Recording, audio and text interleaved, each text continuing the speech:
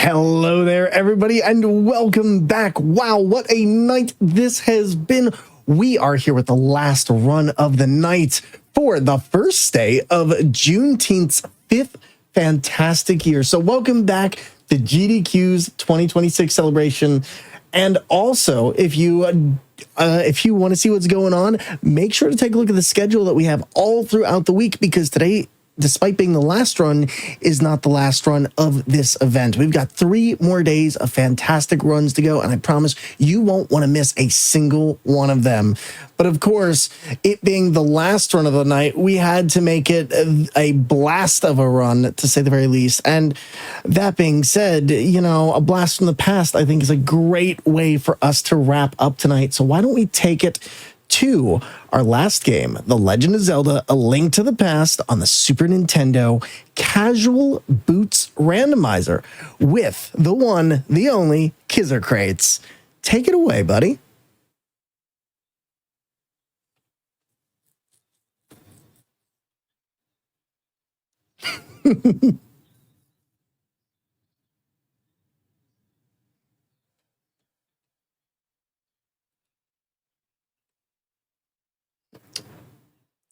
Oh, hold on there just a little bit. Don't worry, we'll get you started in just a little bit. But oh man, chat. Before we do get into that, I do want to let everybody know we actually have SGDQ coming up. Summer Games Done Quick 2026 will be live in Minneapolis, Minnesota, from July 15th through the 11th. You can visit gdq.gg to learn more or register for the event. And you can check out the schedule at gdq.gg/schedule.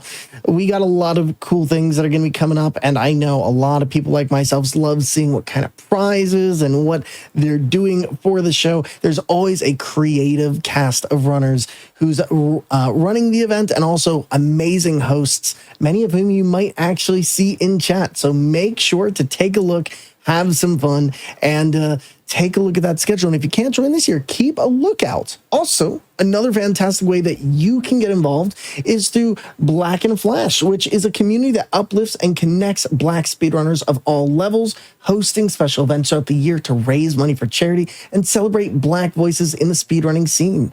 Learn more or apply to get involved at gdq.gg/bf and follow at Black and Flash on Blue Sky for the latest of updates. I promise you won't want to miss it. And I know sometimes it's a little bit hard to get out to events, but there's so many ways to get involved through Hotfix and through so many other shows. So it's great to have everyone participating in events like this. And once again, 5 years. I mean, can y'all believe that? Like, 5 years? You know, PT's been putting in the elbow grease on that one. And it's amazing to see just how far it's come. So, I cannot wait. But I hope you're all sitting back and relaxed. You got some snacks, you're hydrating. And I want to know, chat, what's been your favorite run of the night? Make sure to tell us in chat and tell us what's up. But, you know I had to pump the brakes a little bit earlier on Kizzercrate.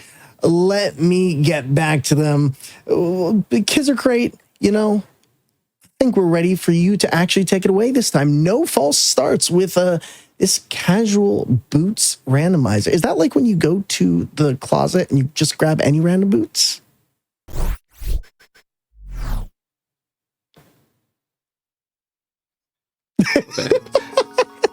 Perfect. Why don't I'm going to leave the floor to you. You take it away. Sure. As someone said famously a long time ago, streaming is a blow up. So sometimes things happen, but we are ready to rock and roll. So let's just jump right into it. So let's count it down. 3, 2, 1, go. So this is The Legend of Zelda: The Link to the Past. I can't really say much about this game that hasn't already been said in the past, 35 years. So it's just one of the greats. So what I will do is we will talk about the actual evolution a little bit of the randomizer itself, which just, if I'm not mistaken, celebrated its 10th anniversary not too long ago. So it's been around for quite some time. First thing we're going to do well, the second thing we're going to do is talk to our uncle. He fell down and twisted his ankle. He'll be fine in about an hour and a half when we go see him at home. But, you know, it is what it is. We all can't be heroes. So, Quake off the bat. That's nice. First things first, we have the boots. Normally, the Pegasus boots are something you get about 15 minutes into the run, where you beat Eastern Palace and you give Sahashala the Pendant of Courage, and he's like, oh, okay, yeah, you're worthy now, so he'll give you these nice shiny boots.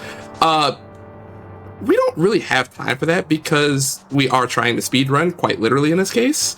So we start with the boots, and we start with one of 4 swords, which is really, really nice.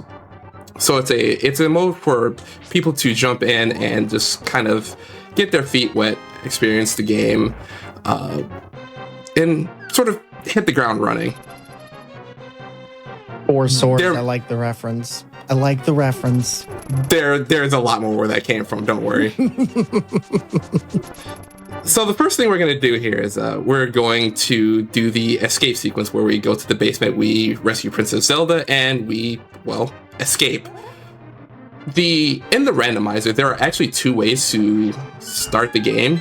You can start by doing the standard open, which is where we come down here, we rescue Zelda, and okay, there's the map, cool.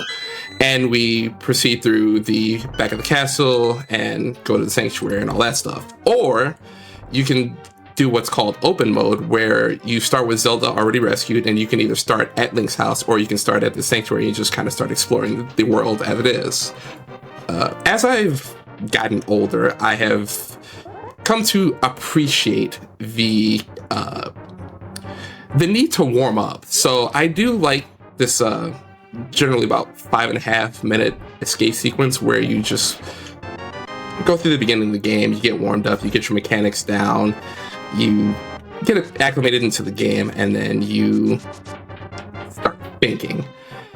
That's the fun part. So what's the not fun part? Oh, don't worry, we are definitely going to get to that. Oh, no. So it's also what I really like about randomizers in general is, and when I play video games, I generally like games that let me think and strategize on the fly. And with a game like A Link to the Past, you know, the speedrun is pretty technical, but it's, you know, pretty set in stone. With the randomizer, you have to think on your feet. You get a certain subsection of items. You have to figure out where you can go, what you can do, what you're looking for, and you have to put the puzzle together every time to figure out how to beat Ganon and save the Triforce and rescue the Kingdom of Hyrule. So, all right. So then I gotta ask, like, what general kind of setups would you want to be your opening game? Like, what would make this the easiest possible run? If we find the flute early, that tends to make life a lot easier because it makes traversal through Hyrule a lot easier in general. We already have the boots to move fast through dungeons and places where we can't use our flute, but to run through the overworld, then finding the flute early will be great. We will definitely be talking about that. Oh, that's nice. So that was... I should probably talk about that too. Normally, in a vanilla run-through of the game gives you the lantern, which we just picked up. In Links to the Past randomizer, the lamp isn't necessarily guaranteed, but the developers thought it fit to give us a free light cone so we can actually get through the back of the dungeon so we can actually, you know, play the game. But if we were to escape the castle and then come back in, then we would not have that light cone. We would have to do that in the dark if we ever had to come back for whatever reason.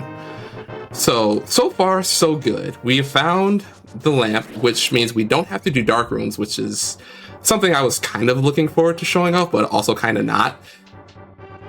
And then we also have a fire source, so we can light some of the lanterns on the way out, and there are some dungeons that require us to be able to see, or to, in the case of Desert Palace, to get to the actual boss, but we will see that in just a... Oh god, okay. That's the red cane. Right. The cane of Samaria, also known as the most broken item in the game, but we'll get to that. So first things first. So far, right? Good stuff. So far, so good. So far, so very, very good. So since we're on the map screen, I'm going to explain a couple of things really quick. What we're looking to do is we're looking to beat the 7 crystal dungeons and open the lock to Ganon's tower, climb Ganon's tower, beat Ganon, save the Triforce.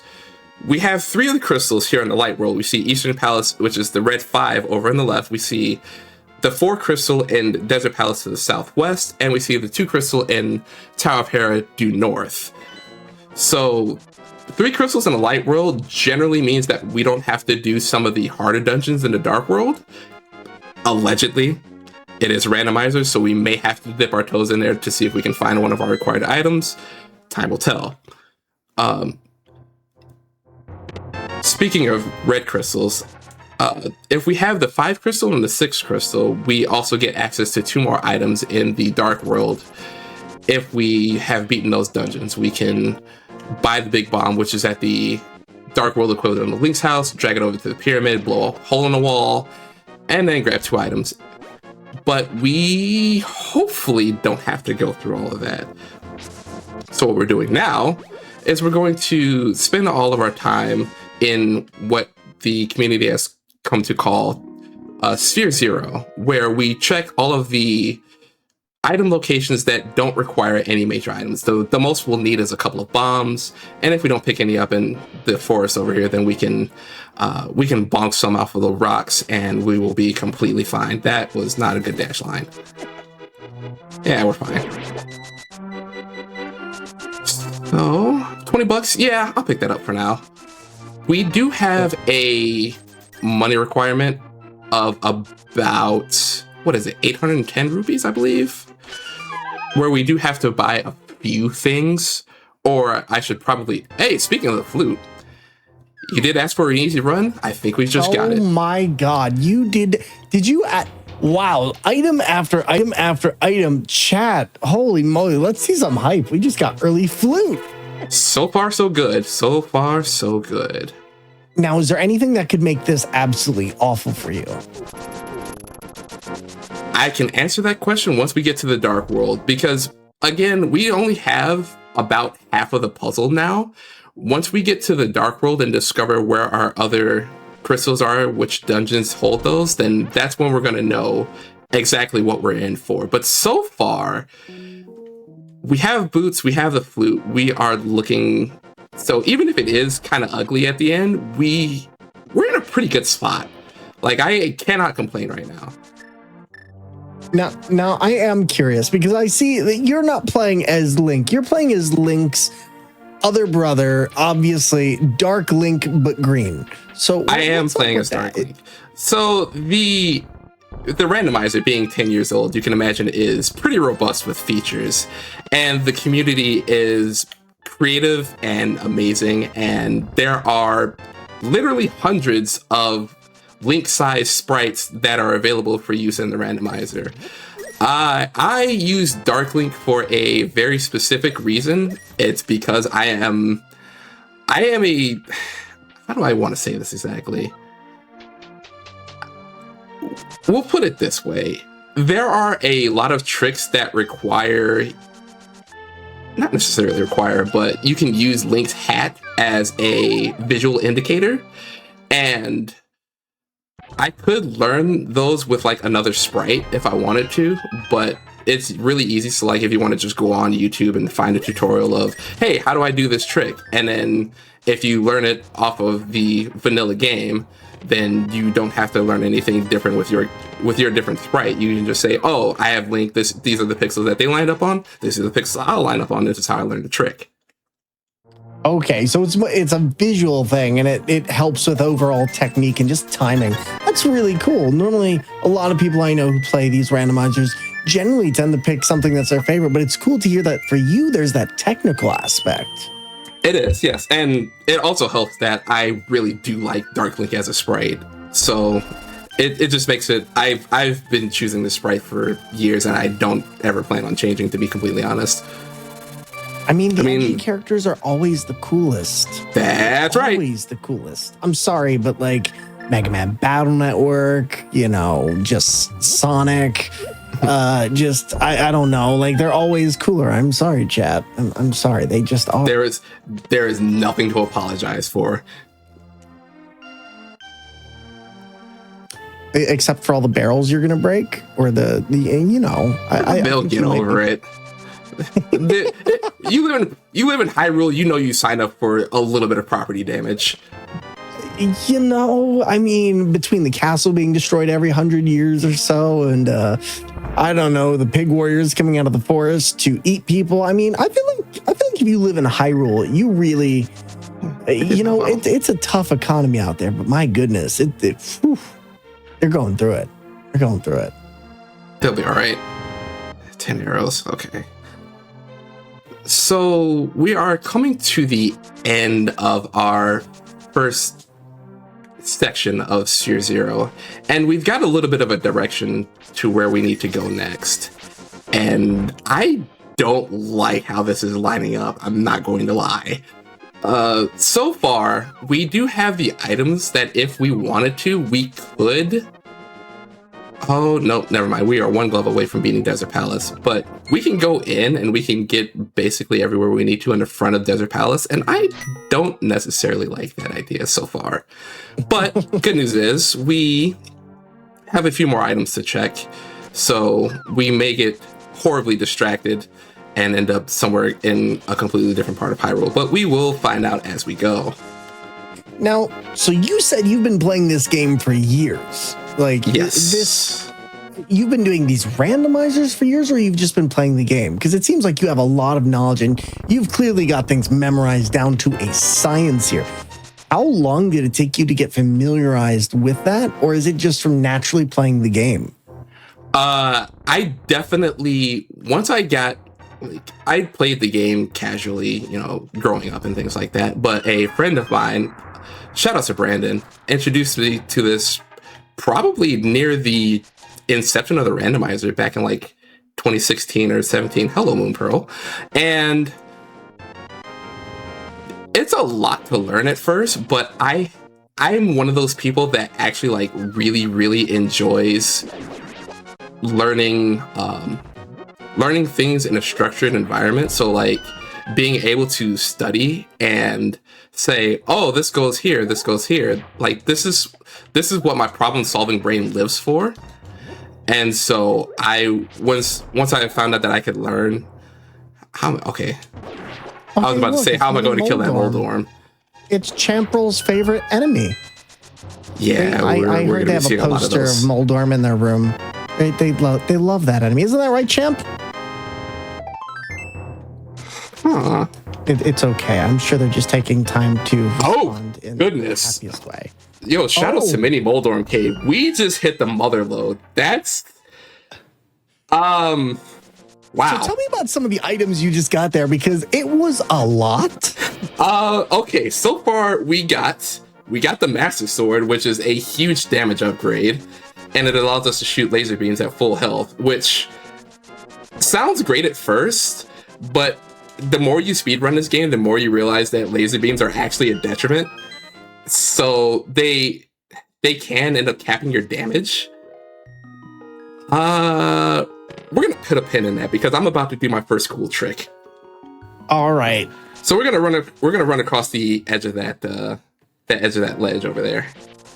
So chat's kind of freaking out about all the stuff you got. So I'm assuming you just hit the mother load of good RNG, and we absolutely did.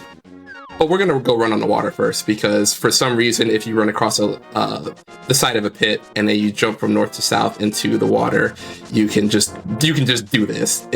I don't ask me how water walking works. It's black magic as far as I'm concerned, but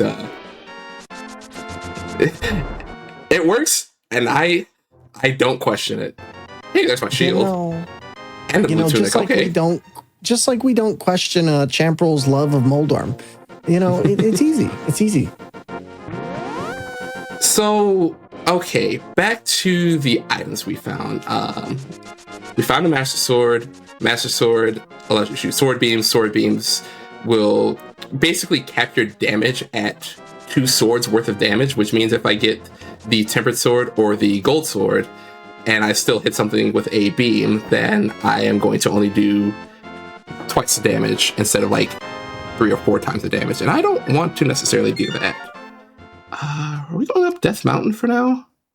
So, Kizzer, there's a very specific response I want to bring up from chat. And sure. Somebody asked, so Kizzer, what's it like being God's favorite Link to the Past runner? Oh, let's be fair. I booted up a practice seed yesterday, and I put it this way, I'm due. The things I had to go through yesterday in that seed to finish it was actually probably the second worst run of my randomizer career. It was terrible. But, you know, better lucky than good. So, I mean, I think tonight is a apology for last night because,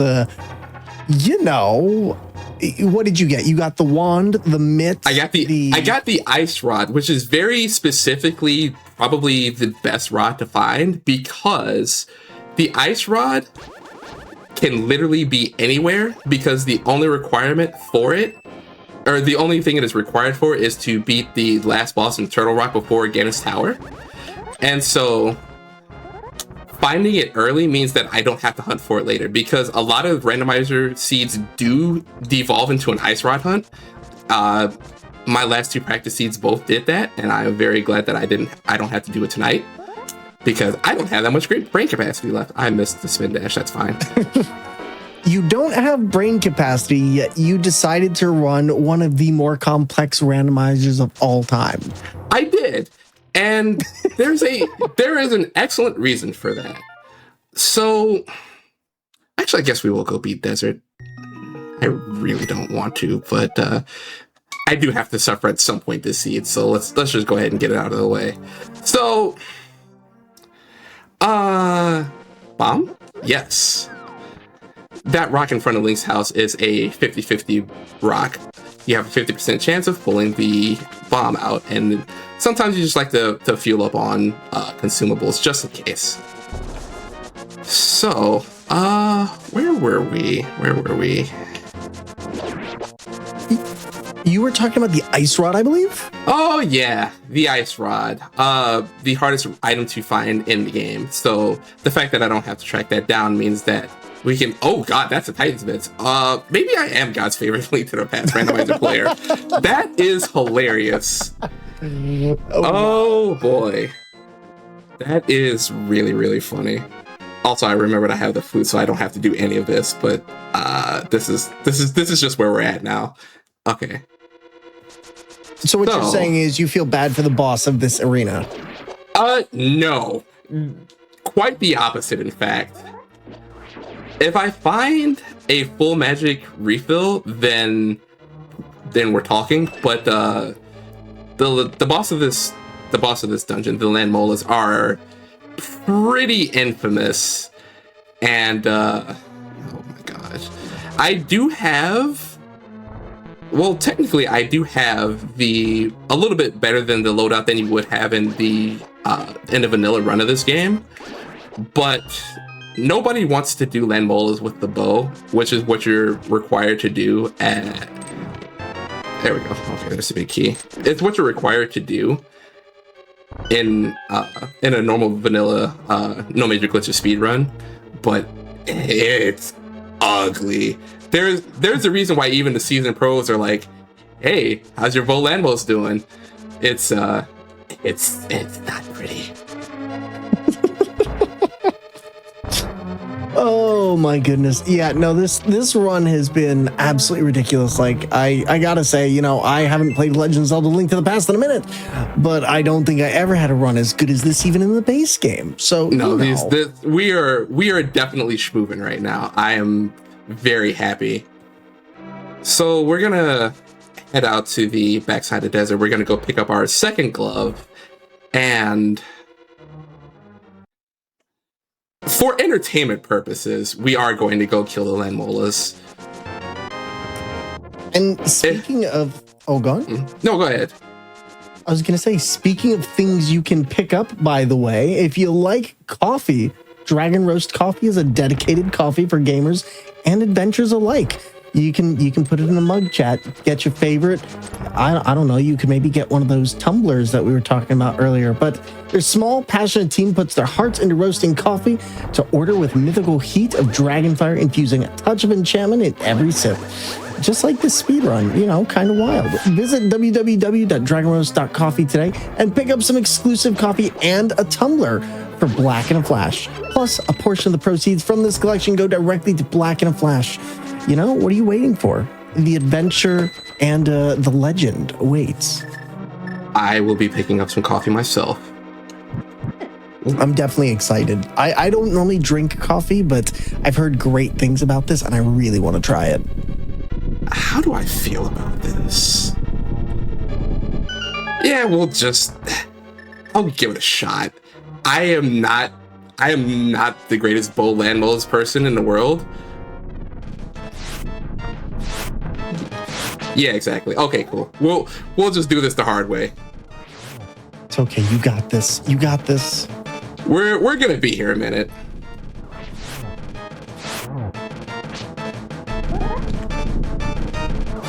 You know, it's okay though. It's okay. They're just happy to see you. That's why they're jumping up like that. And you hit them. Wow. They were just so happy to see you. Oh, that's okay. That's okay. But no, Legend of Zelda randomizers are, for those at home, you know, watching, they're exhausting because you can honestly get items anywhere, but they're so much fun for that reason, is it really requires a lot of knowledge, and it seems like you've put in the time to really take to get this down and understand where the items are located, as well as just how the mechanics and the bosses of this game work, because already you've got the first boss down. Crystal 1 down, 6 to go. We are looking good. I do have to give a shout out to the Legend of Zelda randomizer community. They, the Link to the Past random community, they basically have the Library of Alexandria. I should not have done that. Okay. They basically have the Library of Alexandria on YouTube for every run, every trick, every dungeon, you name it. There's a video. There's several videos on it. Like, there is an absolute treasure trove of knowledge. And I couldn't have learned as much as I did, as fast as I did, without the hardworking people putting out tutorials and videos, and also people just in the LTTP Rando Discord that are always available and want to answer questions. They are fantastic. There's some amazing communities that curate this stuff, and it's really wild to think about just how many years of messing around and tinkering that have gotten people to this point. And like, it's always evolving too. Oh yeah, it is always evolving. Are there any fun projects that are like coming up for the randomizer community that you know about that maybe are unknown by the regular, you know, populace of people who play, but out there? They're always running tournaments. That's a good place to just spend some time just with the game, just listening to knowledgeable people talk and banter and, you know, discuss how people are doing their routing and all of the good stuff that goes on inside of high level play. I have watched an absolutely absurd amount of tournament VODs. They are all very entertaining for different reasons, because that's kind of how rando goes. Now, I'm just saying, by the way, that gravestone that you did up there, you know, that took me months to figure out back when I was playing this game way back in like 90s, early 2000s. I remember not knowing about that because I liked to button mash. And, you know, looking at this Dark World map, I suddenly understand everything. This makes so much more sense. Okay, so another quick pause here. So remember when I said we found the ice rod and it was great because we found it, we didn't have to go looking for it? That's because we don't actually have to complete Turtle Rock. That makes me very sad. Of course, we hit the mother lode and we don't need it. That's unfortunate. But you know what? Let's go south first. So is there a problem with this map? Like, is it going to make it harder to complete this run, or are there some things you're going to come up against? Surprisingly, no, it doesn't make anything harder. It's just as long as I find one particular item that I'm looking for in a reasonable amount of time, then this should be a relatively decent seed. And the one item I'm looking for is the mirror. If I find the mirror, I am a very happy camper. If I don't find the mirror, that's okay, that's hilarious, first of all. Yo. So that's the what hammer. Item did you get? That is the hammer. We call that the French vanilla hammer because originally you're supposed to find this as the big dungeon item in this dungeon. So it's supposed to be in the big key chest in the vanilla game, but we found it just chilling in the first chest. And the hammer is one of the other most important items in the game by like a country mile. So the fact that we have found it here in a dungeon that we don't actually have to go and complete the boss of is a huge boon to our run. I am excited about that. So I'm guessing that's a large time save for you then, is what you're saying. Very much so. So let's go ahead and do the old death warp, because that's the fastest way to get back to the beginning of a dungeon. Unless you have the mirror, in which case you can just actually hit the mirror inside of a dungeon and it'll warp you back to the entrance. That's another reason why I'm looking for the mirror. It's just a fantastic item which has myriad uses inside of a speed run. Sounds like we're cooking so far. So where are we headed to next? That is an excellent question. We're going to do some overworld hunting in the dark world. We're just going to go around. The dungeon layout is a bit unfortunate because there's actually a dungeon to the north of here called Skullwoods, and I don't really want to go there until I find the fire rod because I can't complete the dungeon until I do. So there are a lot of things that I can do until we get to the fire rod. So I'm just going to go around and we're going to hit a bunch of items between here and there. Should I grab the frog? I'm going to think about that while I do the digging game here. Should I grab the frog? Taking the hype cave. I could finish pod. Yeah, we're not going to take the... Okay, we won't take the... Okay.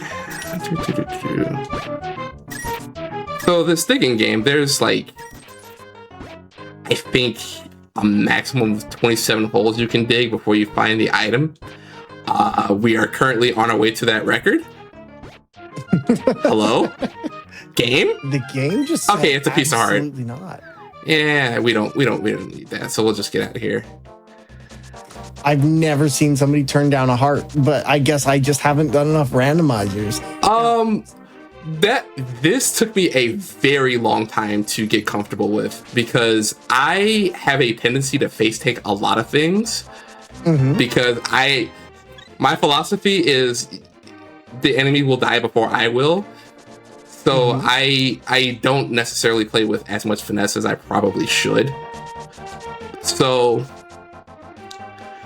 it took me a while, and it also helps that I have the blue mail, which means that the damage that I take is reduced by half, I believe.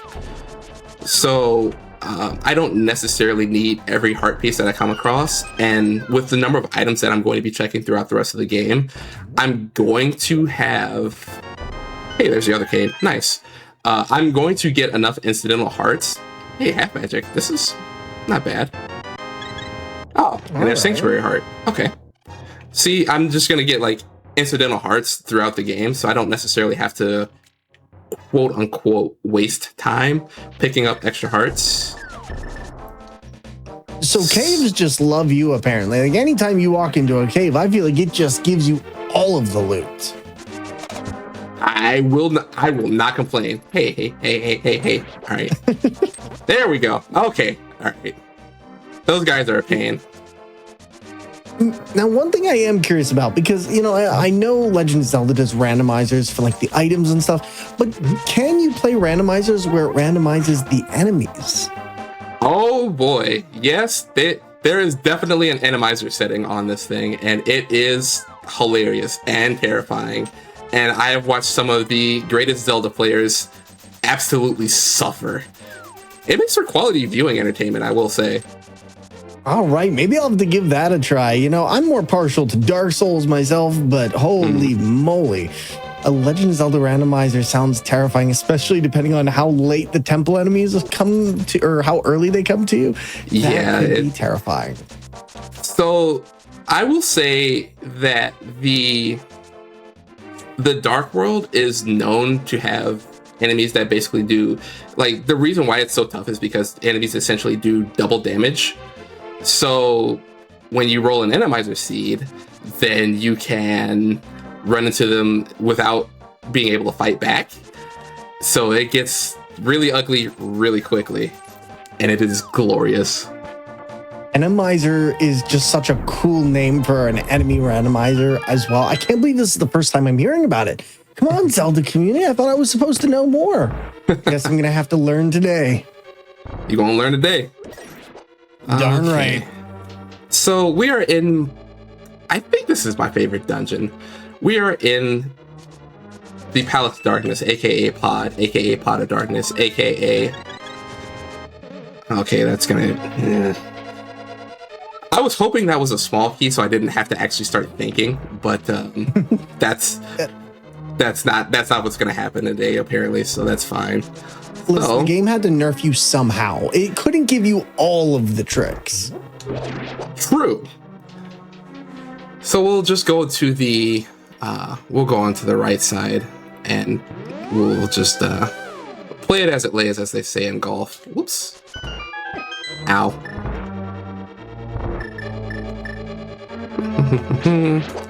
One of those, one of those, one of those. Bunk bed open.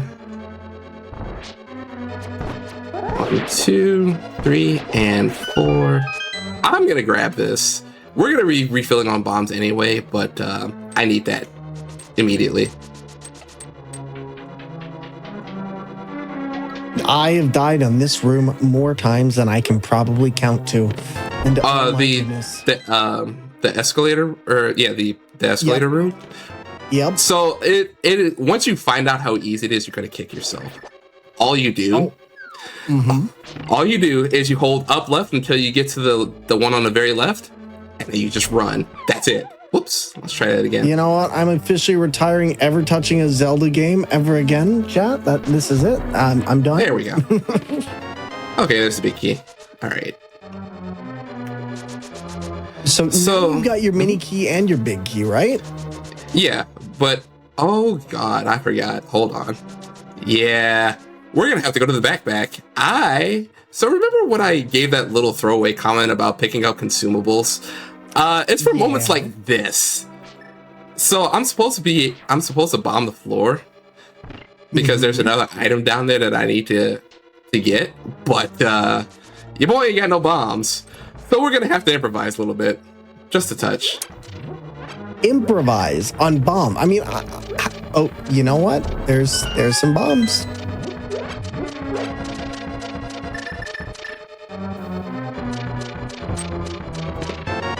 There's a heart. You know, okay. that turtle wasn't doing anything to you. Okay, that turtle wasn't doing anything. Those turtles are jerks. You will see later on in this dungeon, those turtles are absolutely jerks. I do not know if I need this key or not. Well, time to experiment. We are drawing this one up in the dirt. You heard it here, chat. Kizzer thinks turtles are jerks. These turtles in particular. Wow. Okay, it was a keyboard key. So that should mean there's a key in the front of pod, so I don't actually have to go down into the basement. Cool. In theory. So, like, explain that. How do you know the logic of the area you're going to? How do you know that there should be something down there based on an item that you get up here? Because that's something I've always wondered about with randomizers. How can somebody tell when an item will or won't be there based on what they picked up? So, the logic in this randomizer is pretty robust, right? There are a certain number of keys in each dungeon that you need to be able to unlock all of the doors, and then you have to have the you have to have these the big key. You have to have the map, and you have to have the compass. And then with that, you find out that there are each dungeon has a set number of items that aren't the big key, the compass, or the map, or any of the small keys. And so each dungeon has a set number. You just kind of learn that as you go. So Pod, in particular, like this dungeon has a total of 5 items. And when you know how many doors you've locked or unlocked, then you can basically count. And the thing with Pod in particular is that I was originally going to say this before I got distracted by the fact that I had no bombs, but this is what they call the mullet dungeon. It's all business in the front, but the party's in the back. So there's basically a set number of keys that you need in order to get to the back of the dungeon. Mm-hmm. So once you keep that little running count in your head, then you figure out what goes where, and you can make those deductions as you go. It's not terribly difficult. There's only one real calculation that I need to know, and it's whenever I go to bonk the turtle, if I have 2 keys, then I don't have to unlock the door. If I have 3 keys, then I do have to unlock the door. And so I just had to do a little mental math there at the end there, and I was able to figure out what was going on. Kizzer says, not too terribly complicated, while describing one of the most complicated things I've ever heard in my life. You know, that's how you know that a goated speedrunner. That's right. I knew there was something I was forgetting. I do actually need that key, but I'm not going to open the door. That's what it is. Yeah, this is going to hurt. Imagine the audacity of getting the key and not opening the door?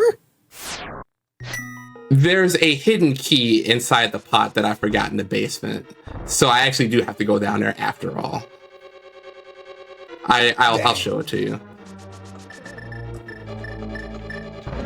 You know, that's just impressive to me. I don't even like, I'm listening to this, and I think this is one of the reasons I always find randomizers so impressive, is because there's so much that you have to learn. And it's really also a knowledge check on what you know about the actual game, where stuff is located. Like, you don't just go into randomizers unless you really know that game, do you? Also, I get to finally say this for the first time ever. That's never happened before. Oh. I've been running this game for a billion years, and having to actually do this, I've never actually had to do this before. This is hilarious. So we are absolutely in uncharted territory, and we're just gonna do it live. I think we're good at this point, though.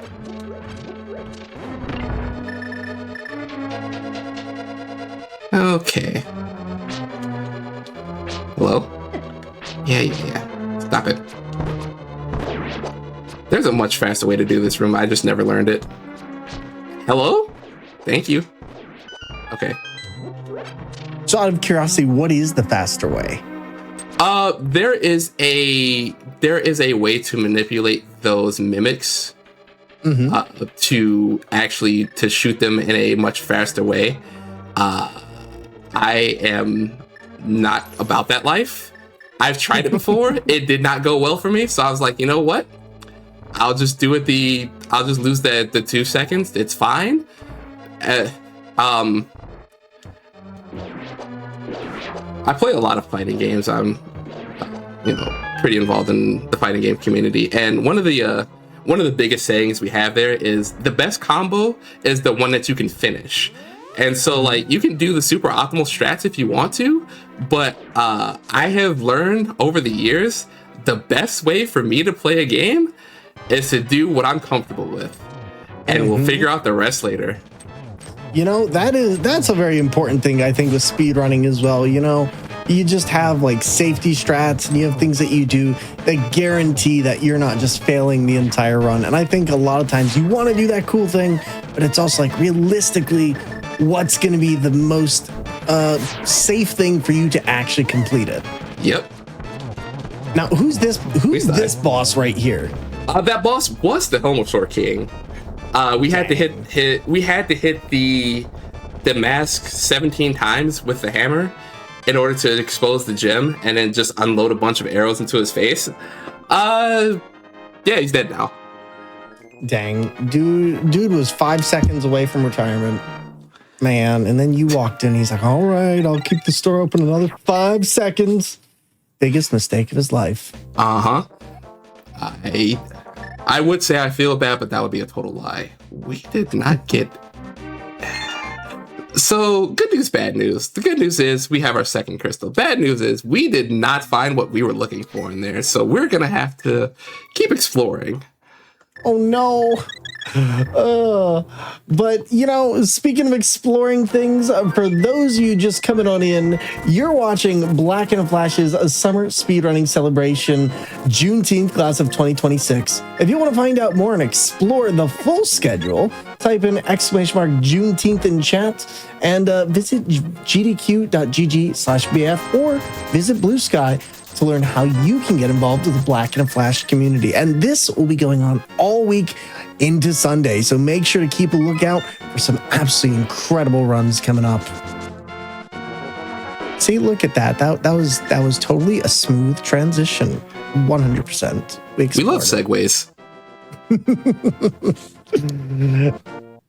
So right now, visiting the... Oh, go on. Yeah, we're visiting the witch. We're currently trying to hunt down, well, basically anything cool. So we're gonna do a couple of one-off checks to see if we can find ourselves some more direction. That is... Do I want to go in there? I mean, it looks friendly. I mean, you know, I'm sure it will. We will talk about Misery Mire soon. I wonder why it's called that. Do I want to go in there? I don't, right? No, I don't want to go in there just yet. I may have to, though. I was going to say, I don't think you want to ask me because I'll lie to you and just say yes. So this is the tickle your brain part of the randomizer. When you've hit this early burst of items and things look good so far, and then you just kind of hit the wall. And the choices that you have to make, none of them look good, but you got to pick one. So we're going to do the thing that I said I didn't want to do originally when we first got to the Dark World, and we're going to go north. We are going to visit Skullwoods. So why is that bad? You make that sound like it's a bad thing. I'm sure Skullwoods is a nice walk in the park, right? I have had races die in Skullwoods, so I am permanently scarred by the things that have happened in this dungeon to me, and it's been some years, and I've gotten a lot better at the game, but this is looking dangerously close to some loadouts that I've had, excuse me, that didn't end well for me, and so I'm still like a little shook about that, because of course I am. Nope. All right, chat. I'll tell you what. Let's bless the run. Throw it up in the chat. Let's see some help in the chat. Okay. Come on. Oh, he actually came in and followed me. That's crazy. Listen, He just wants to say hi. Okay, so we've got a key. Let's go to the backside of Skull and see what's up. Oh, yeah, that happens every once in a while. Every once in a while you go to cut a piece of grass and there's a rock in there. It's a thing. Listen, chat's sending you their spirit bomb power right now. Okay, I truly appreciate it, because we are in the thick of it right now. Of course it's not. Do I want to borrow that key? No.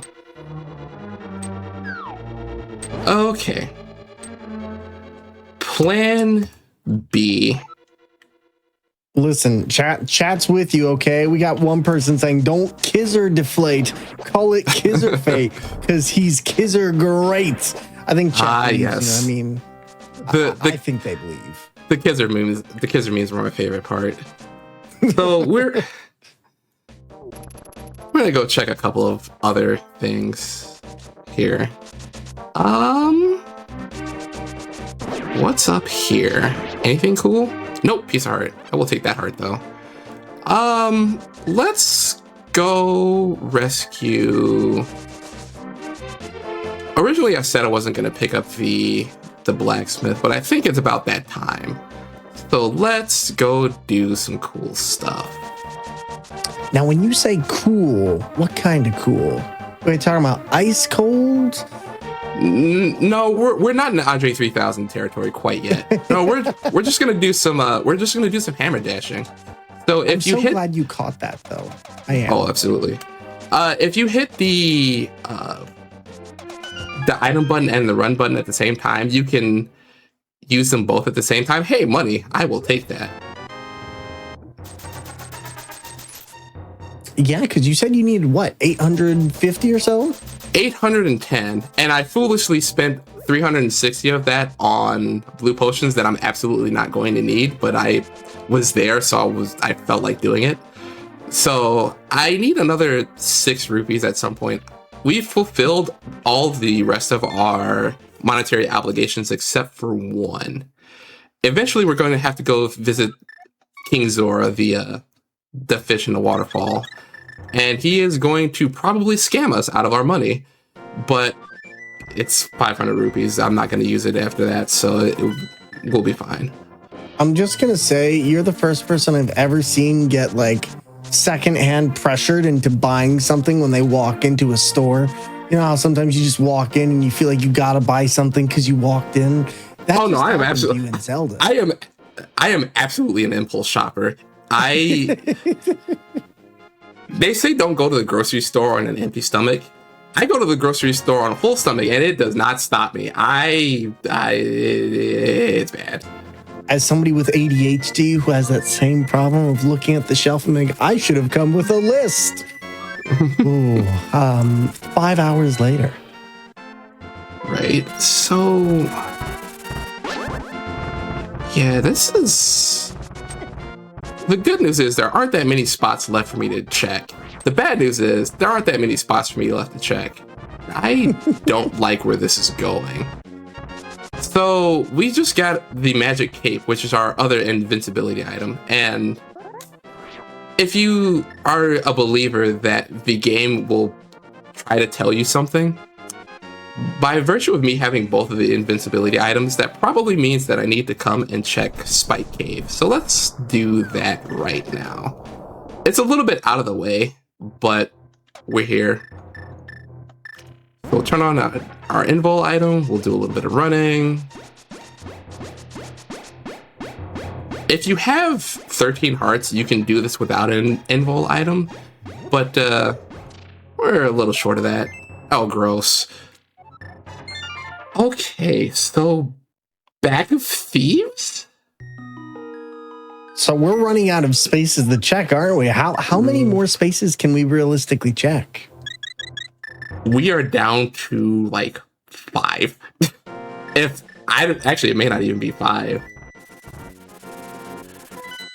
Yeah, I think we're gonna have to go to the back of Thieves Town. I was really hoping we didn't have to do this, but we don't really have anywhere else to go. It's either that or we go all the way to the other side of Hyrule and check the catfish, when I don't want to do that without the mirror, because that's going to get really ugly. That's now, it's just far for no reason. It's just so far, so I'm guessing it just adds on time to your run. Yeah, it's in the sake of efficiency, it's not where you want to be in your life. So dang. we're gonna do the. Actually, I can go this way. We're gonna do the slightly more efficient play, and we're gonna check the back of Thieves Town. There should be 2 other items that we haven't explored yet back here, and yeah. Okay, so far so good.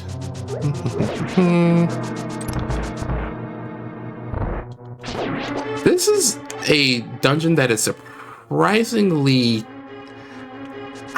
maybe I shouldn't call it technical, but It's... Did we get it? I hit the harmless hellway. Let's go. All right. That makes up for the pod debacle. I will absolutely take that. If you hit the middle, if you hit the middle walkway thing, I am blanking on what those are actually called. But if you hit the middle one on the right pixel, then you can just skip through all the enemies. But it is basically RNG if you get it or not. On the right pixel is actually wild. I don't think I've ever heard such a statement that made me stop and rethink how I solve video games, but on the right pixel. Now I gotta ask, so you've obviously played a lot of this. What is your favorite Zelda game? And is it your favorite to run?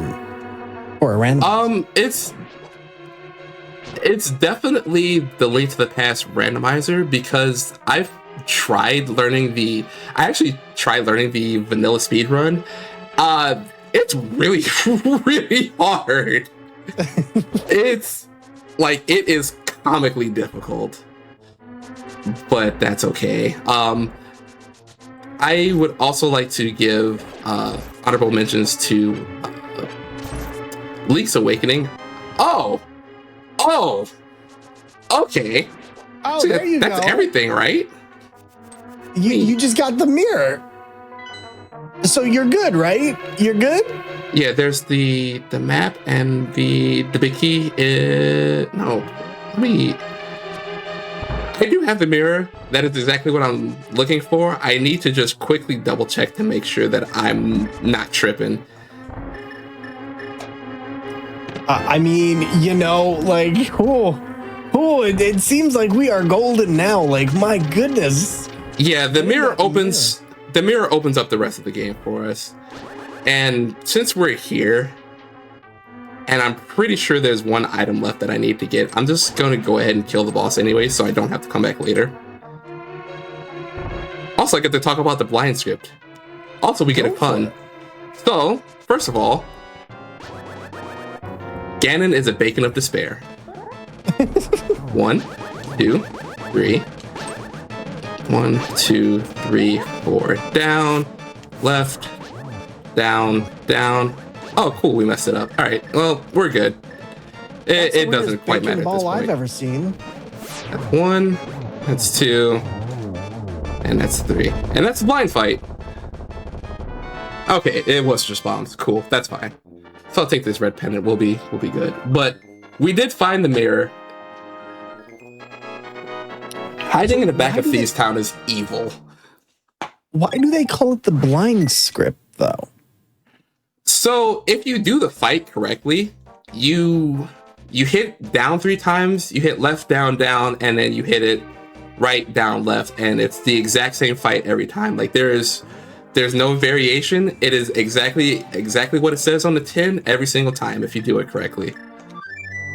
Gotcha. Okay, so I see why it's called that now. Okay, that makes sense. Now, at this point, where are we headed off to? Because it sounds like you've got most of what you need for this run-through. So now, yes. Where are we going from here? Believe it or not, we're going to get more items. So the mirror opens up basically the entirety of the entire game, if I'm being honest. But for now, we'll just focus on Death Mountain. Previously, in order to get to the other side of Death Mountain where there are a lot of items for us to check, we would have had to have the mirror to do exactly what we just did, or we'd have to have the hook shot to hook across the broken bridge at the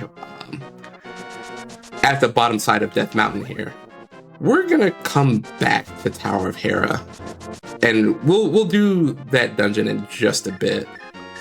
We're gonna do some item sweeping over here first. There you are. $50. Not important. Let's pop in over here. So this is all in the name of, again, efficiency. So I believe the cool kids call it routing, where you just check things in the best possible order for the fastest possible times, yada, yada, yada. So we could do Hera first and then just like loop back around, but because I have the mirror and I don't feel like doing Hera without the hook shot because I want to show off a cool trick, we're going to see if we can find it before we go in there. So now we're heading to... Yeah. Go on. We're heading into Paradox Cave because...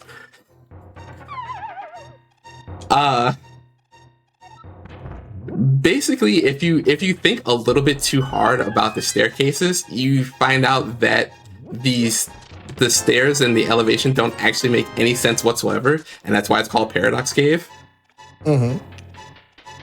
But we're there. The important thing is that there are a ton of items in here, so we're going to see if we can find some more direction.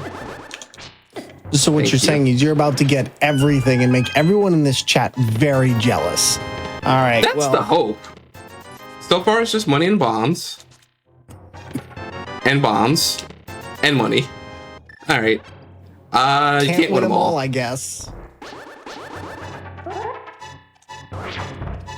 So we'll just bomb across this gap. And that way we don't have to run around again. So we'll pop out up here. Now, I do have to ask, there was a new Legend of Zelda game, or rather, I guess I shouldn't say new, but there is a remake of Legend of Zelda Ocarina of Time coming out. Are you excited? I am incredibly excited because that is like another, just an all-time classic. I'm not excited to go through the water temple again, but oh, that's nice. I mean, you never know. They might make it better. Get better. I see. Here's the thing. I don't know if I want them to. Like, I clearly I'm down for a little bit of suffering, right? I mean, you're playing Legend of Zelda: Link to the Past randomizer, of course.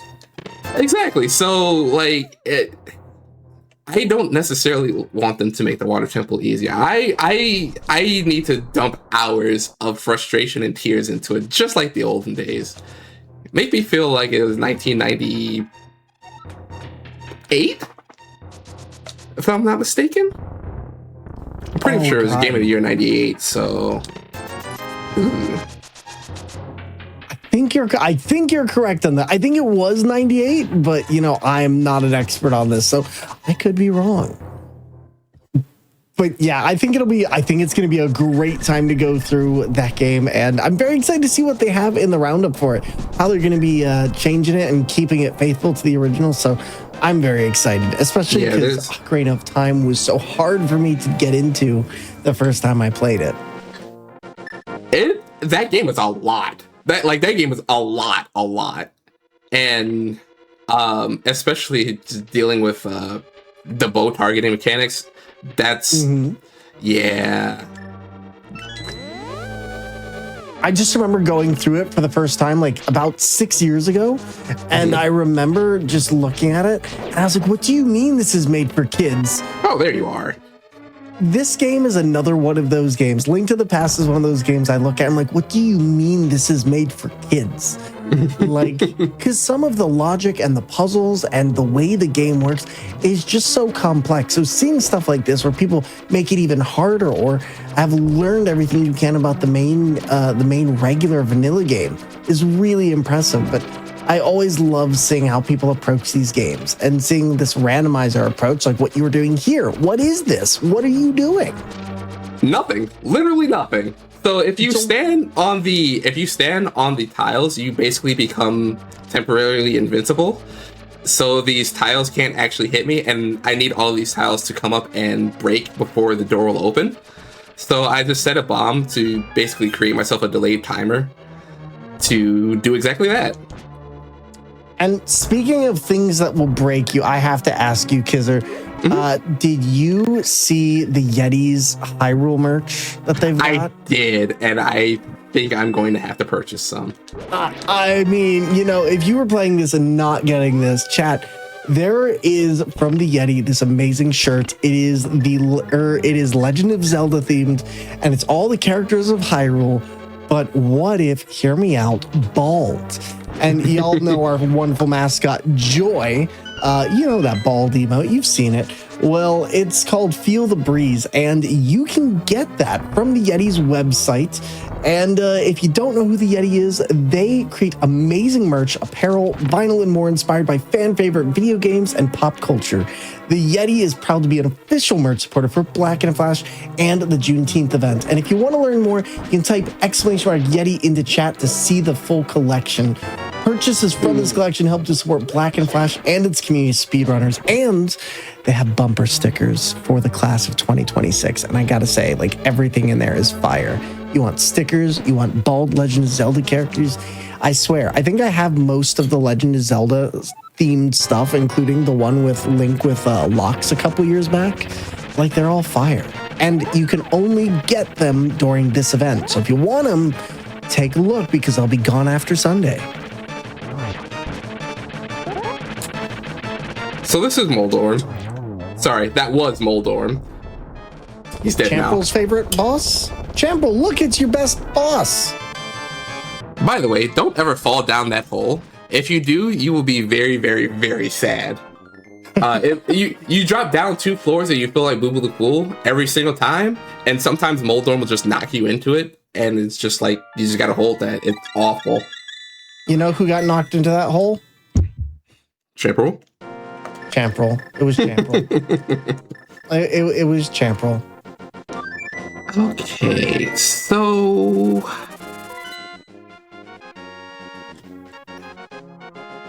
Can we get F's in chat for Champ?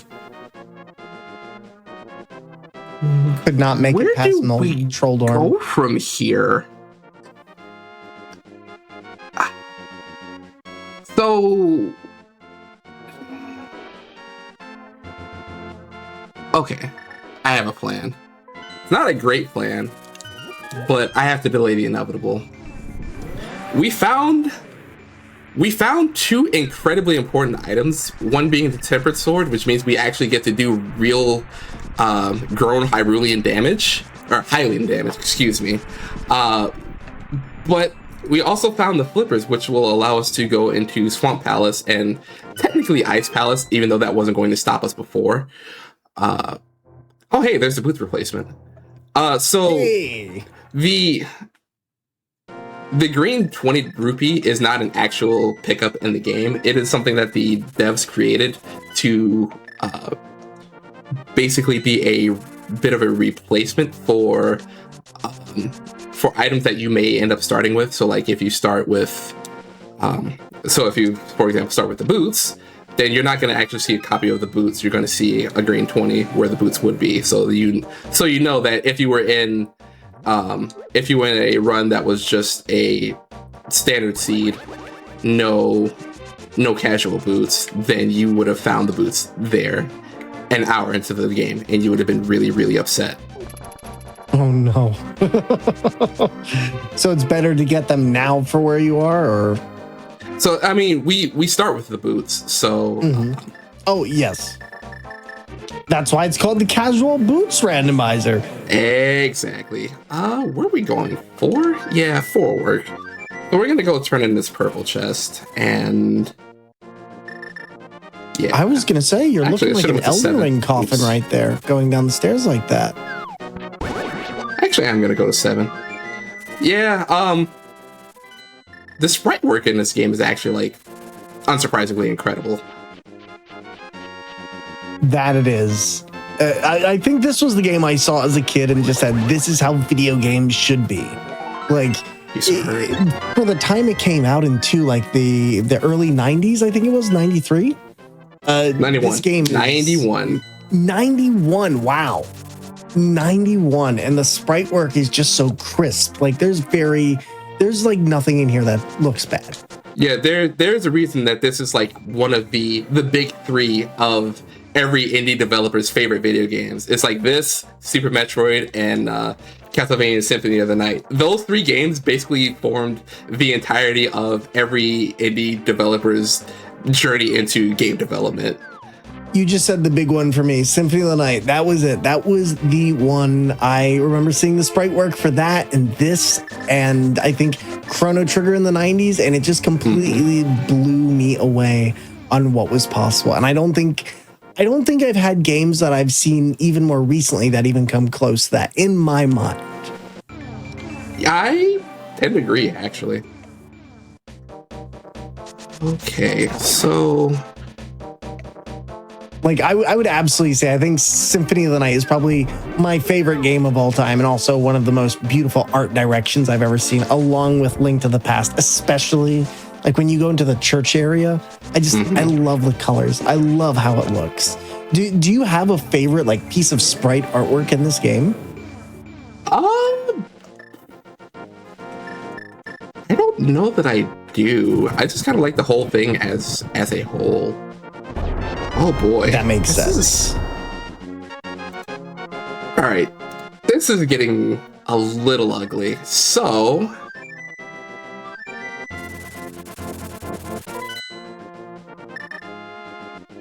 All right. So what's making it ugly? For those watching at home who may not be familiar with randomizers, what makes where you're at right now ugly, especially considering you have all those good weapons and items? I do, but the two things that I'm missing happen to be probably the other two most important things in the game. I am missing the hook shot, and I am missing the fire rod. So I have to figure out where they went. Hopefully one or both of them are in here. Otherwise, I'm going to be real sad. So I'm guessing at this time, if you can't find them, you're going to have to start backtracking through previous areas you've already been in? I think there's like one or two areas that I will have to check. Otherwise, I'm going to have to go dungeon diving again. So I may have to get like I went into Thieves Town and I ended up finding the mirror in there. I may have to go into Turtle Rock, or I may have to go into Misery Mire, neither of which I really don't want to go into. Those dungeons are very large and time consuming for basically minimal payoff. So if I can avoid those entirely, then that'd be great. But if I gotta go in there, then I gotta go in there. You realize why this is happening to you, right? Because of the beginning. No, it's because you trash talk the turtles. Of course I trash talk the turtles. I'll do it again. Wow. Okay. Well, chat, they're just not going to find that fire rod. They're not going to find the fire rod. They're not going to find the other item. Nope, it's done. That's the run. No, all jokes aside, I'm sure you'll get it. Yeah, we'll be fine at some point. Like it has to turn up eventually. Hopefully. Those turtles, they're watching. They're watching to see if you apologize. I'm just saying. I think we'll have another run-in with him a little bit later on. Much to my chagrin.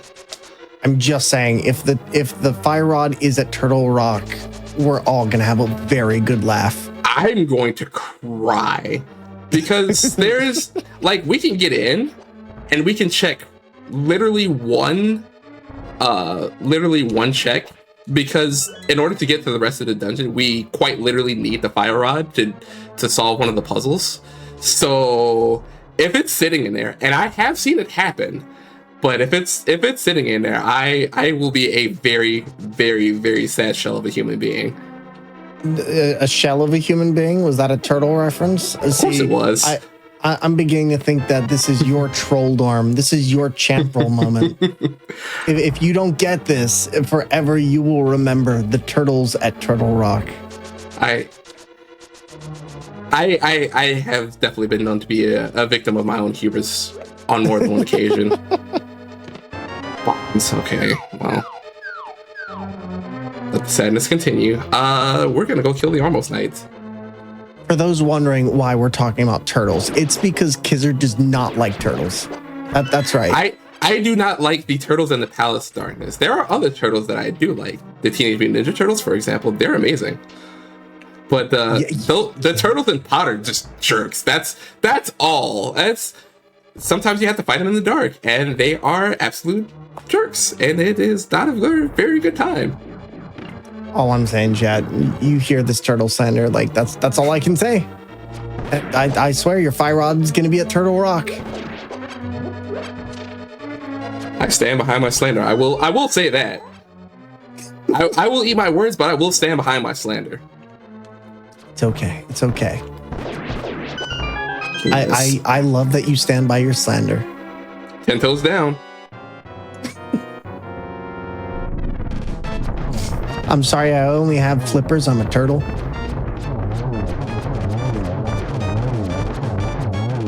Now, who's this boss, or was this boss? Those were the Armos Knights. We may see them again, but hopefully not.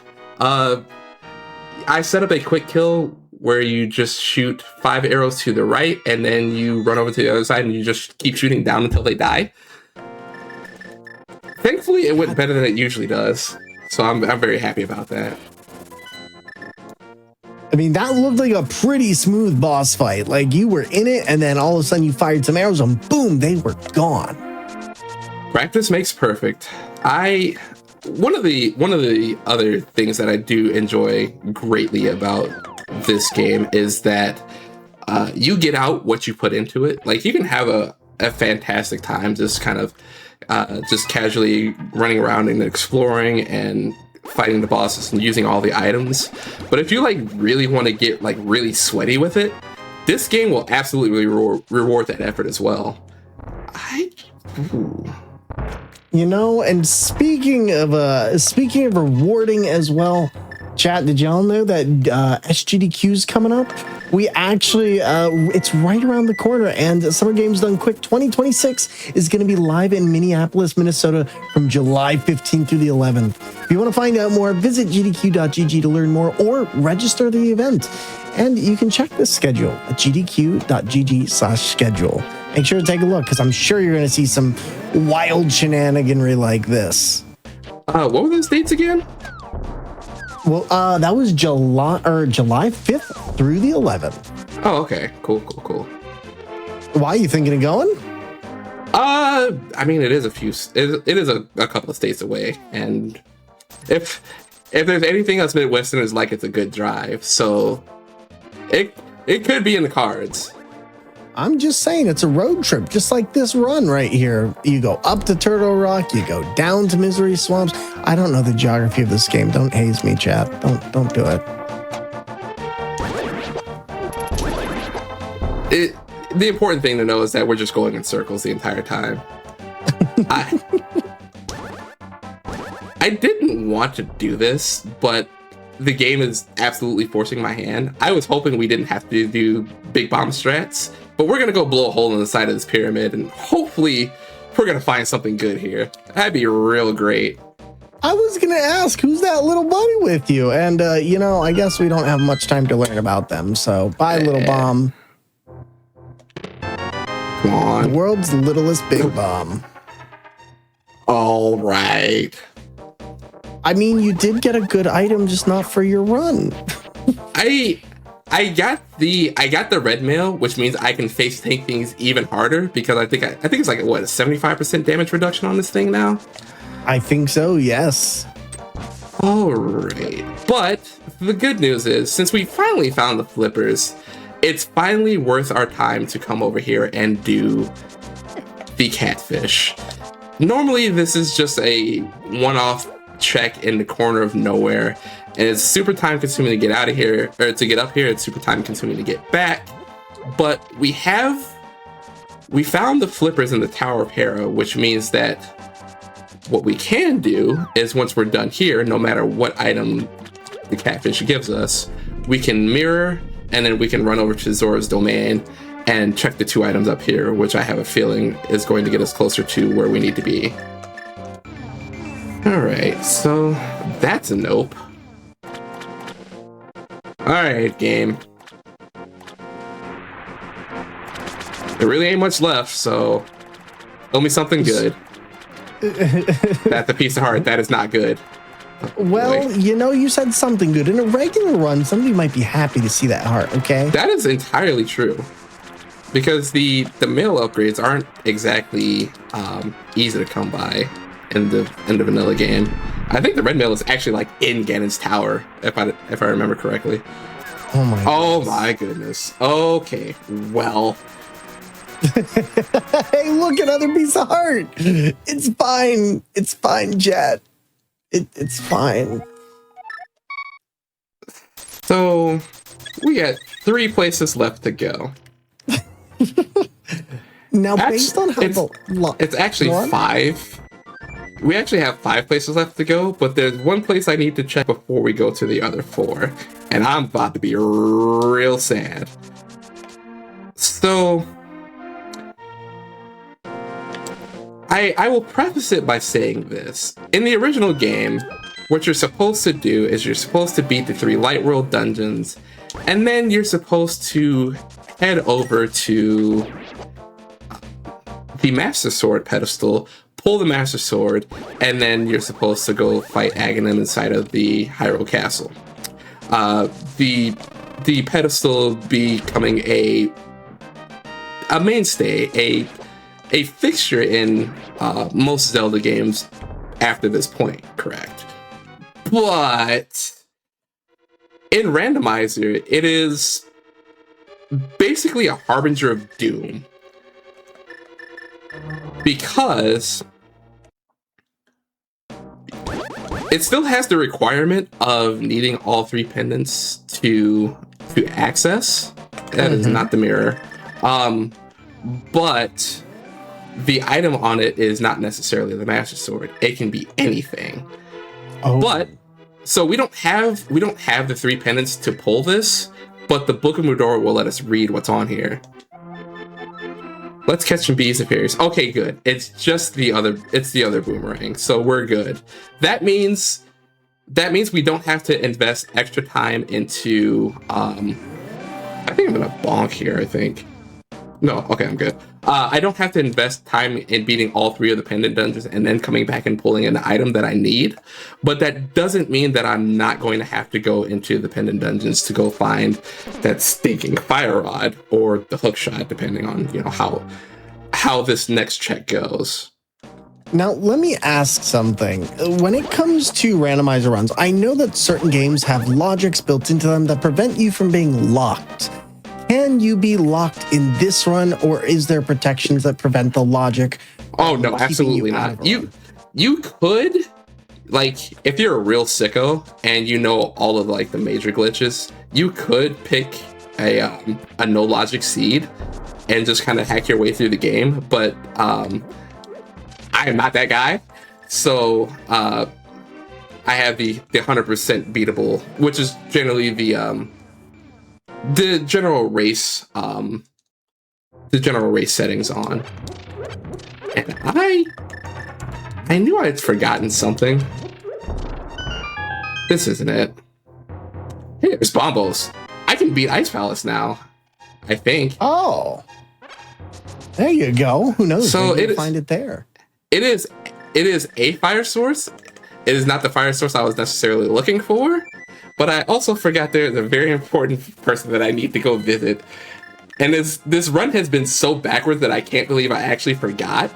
But we're here now, so we're going to go ahead and do that. Let's go talk to the Mr. Green Pendant himself, Sahashala. I've probably wasted 20 minutes. If anything of import is in here, that means I've probably wasted like 20 minutes of time just not coming here. After beating Eastern Palace. So let's see what we get. I'm just waiting for this. Like, the first chest you open is going to be it. Okay, so that's incredible amounts of sadness. None of that was what we needed. So I guess we're going to Misery Mire. Oh no. Everybody get ready for misery, because guess where we're going. And I can't even do the cool trick. That makes me really sad. I don't have the fire rod, so we can't do the spooky stuff inside of Misery Mire. That makes me very sad. I worked hard on it, but Rando's gonna rando. You did with what the game gave, all right? Like, that's all you can do. It's still been an incredible run, considering. I mean, you've had a heck of a start. And the RNG, I mean, I don't think any of us will forget you getting everything almost immediately in your run. Yeah, that's the funny thing about it, though. Like, sometimes you get everything, but then the 1 or 2 items that you don't have sends you on a wild goose chase like this. Uh-oh. I missed my dash line, and that makes this room a whole lot harder. Hello? So when you're referring to dash line, what does that mean? Basically the most efficient point from A to B that you can take. The technical explanation is, as long as you travel like 4 total tiles, running is more efficient than walking. So when you run, you want to make sure that you take the most efficient straight lines that you can, so you get the most movement out of, or you maximize your movement as best you can. So as long as I run in the most straight lines, then that means I get the most movement and I look cool and all that good stuff. But sometimes it don't work out that way. And I guess this is important as well, because all those little seconds add up. So like what seems they very much do. Hey, that's the butter sword. Actually, I'm gonna take this. Much more complex. Yeah. Let's see here.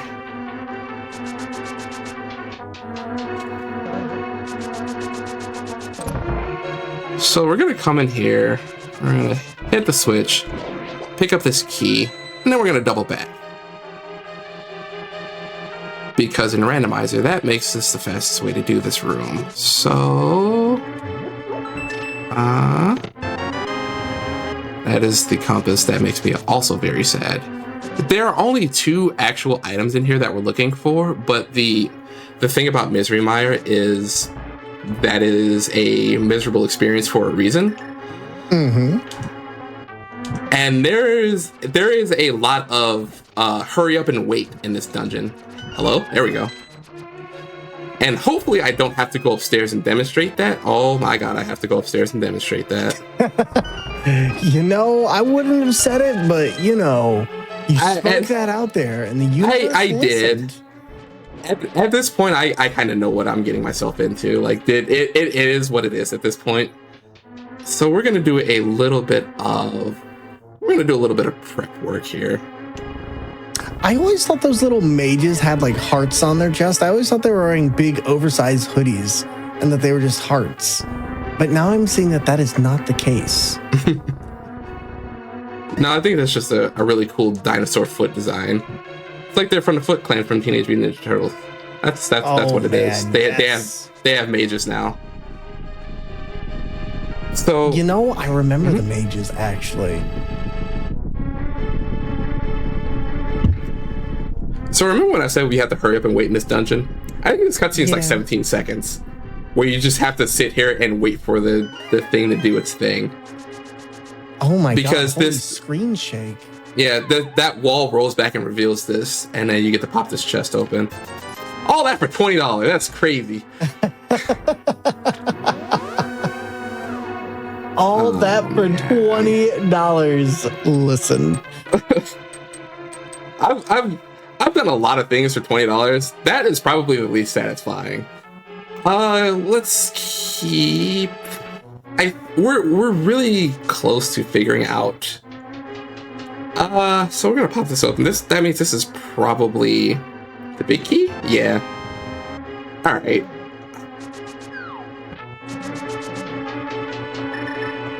I'm also about to be real sad. At least you got the big key. Run! Now, the most cruel thing I'm actually wanting to know, is it possible to randomize the big keys of each dungeon to be for other dungeons? Oh boy, you have asked probably the greatest question in history, and of course the answer is yes. So you liked the name Enemizer earlier. How about Key Sanity? You know, something tells me the name's kind of a tell-all.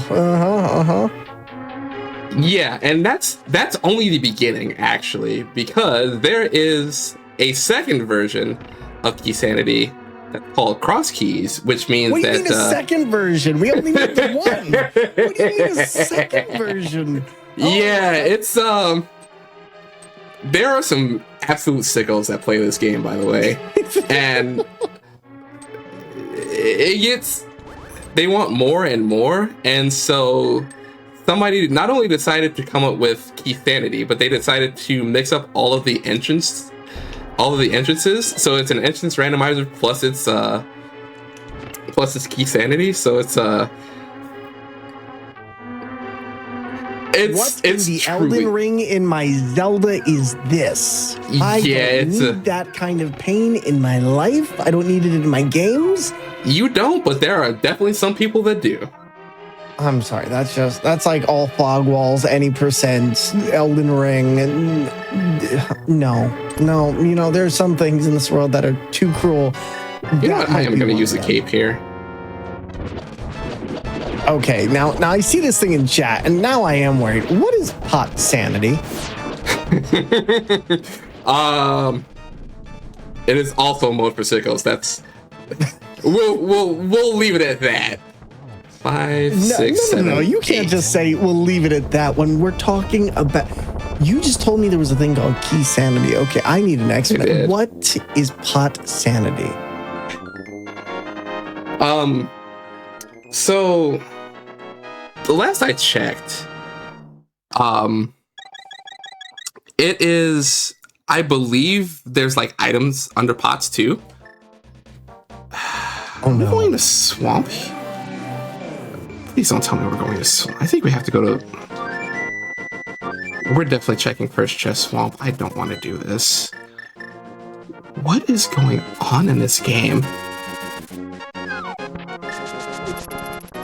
I've officially hit the bamboozlement point here. Oh wait, no, I can go to ice. That's fine. I forget about that part. We'll go to ice before we go to swamp. I believe in you.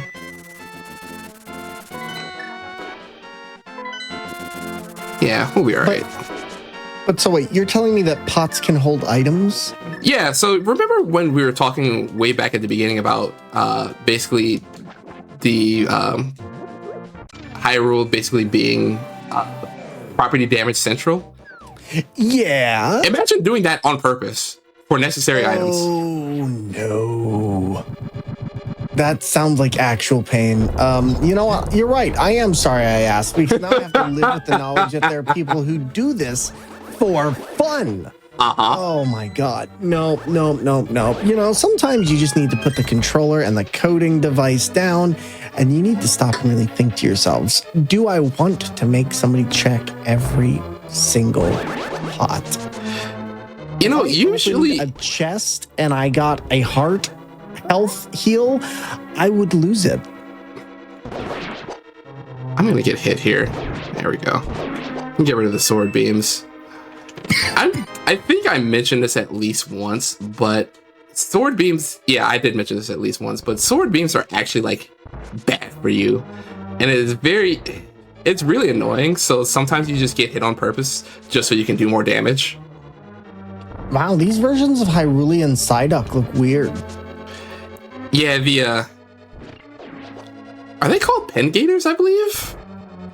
I'm calling them Psyduck. They're Psyduck now. Quick fact check: are Psyducks, are shiny Psyducks green, or is that Golduck? They are not. They are like teal-ish. They're weird. Teal's a sort of green. By the way, walls aren't real in this game. Walls aren't? Wait, what the what? I'm sorry. I need you to run that. But what does that just cause like a what? So that is called Icebreaker. As if we needed to break Ice Palace any further. Basically, the going logic behind that is that doors have a really weird state.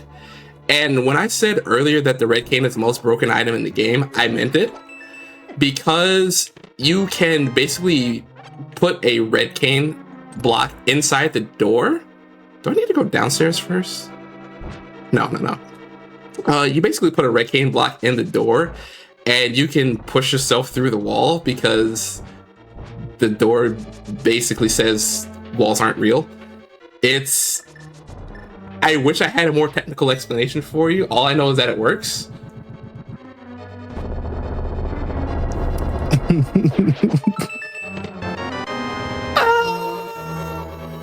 It just worked. This is Don't worry fine.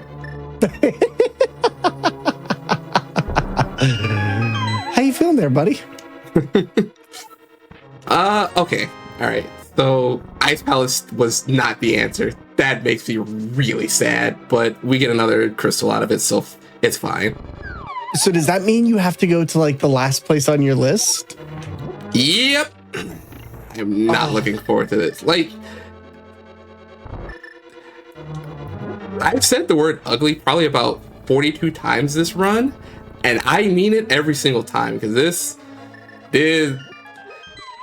I'm about to do things like, you don't have to do this in 99% of random runs, but we have reached a level of desperation that I did not previously know was possible. Now, who's this Kirby mini boss? Oh, that's Crackle. I mean, Cold Stare. Excuse me, sorry. You know, like, I was very prepared for that one, by the way. You were on it. You jumped right on it. Oh, I'm so glad you know the names. No, that was Cold Stare. Zelda is very... Link to the Past in particular is very well known for having an obsession with eye bosses. Like, we just beat Vitreous and Misery Mire. We just beat Cold Stare. Listen, this Moldorm has Cold eyes. It has googly eyes on it. Yeah, so like it's a lot. Cold Stare is Krako's cousin, okay? Yeah, like, absolutely. Listen here, I'm Hyrulean Krako, okay? I'm walking here. And the Cold Stare was the last thing he ever did.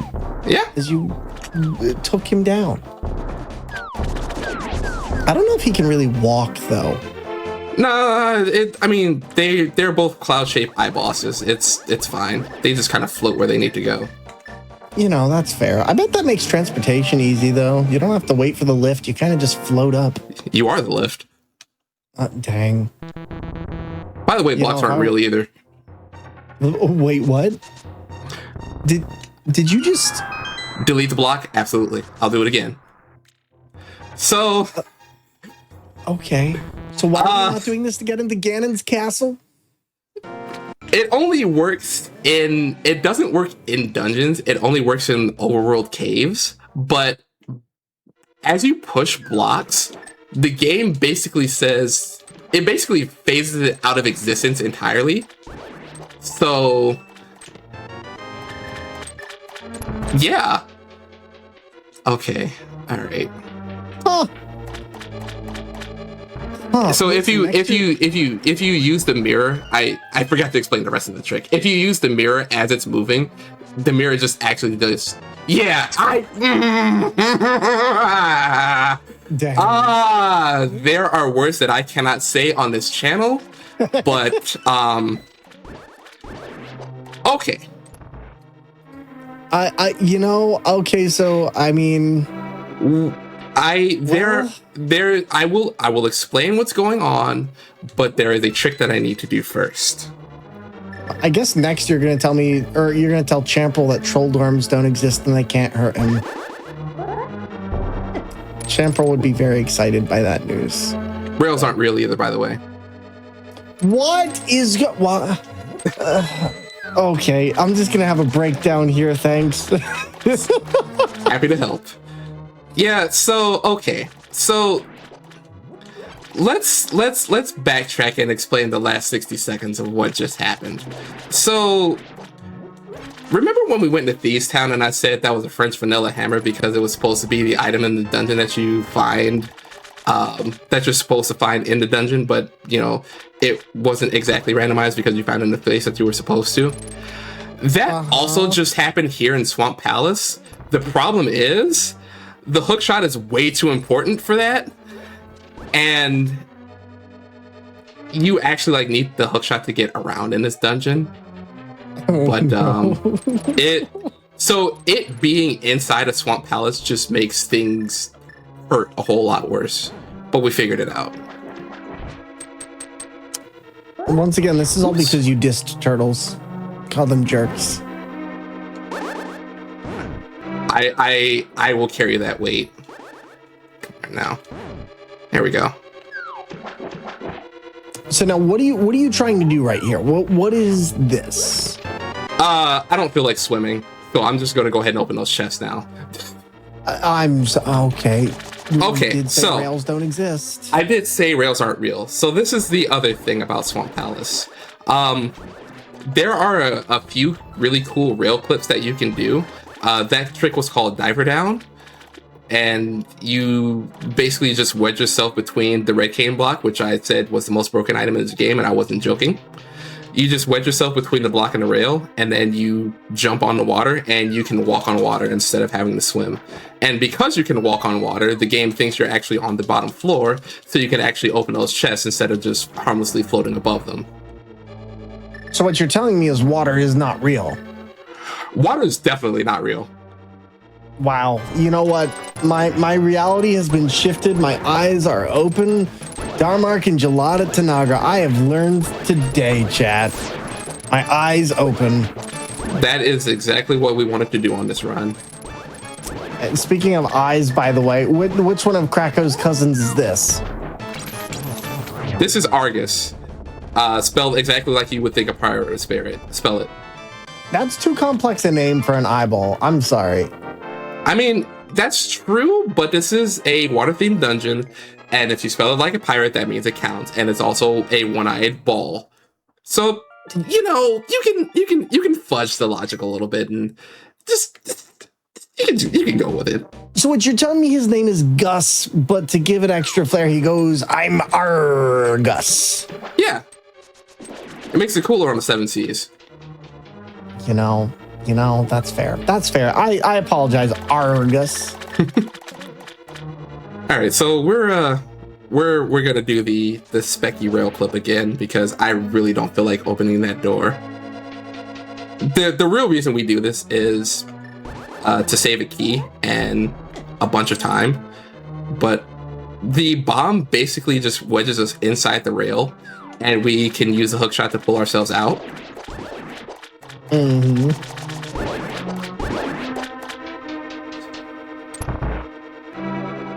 Yeah. I am so glad I practiced this trick yesterday. I did not think I was going to need it this fast, but sure enough, here we are. You know, it's surprising, especially hearing about your experience and how experienced you are, that there are still tricks that you need to practice. And I guess that's kind of humbling in a way.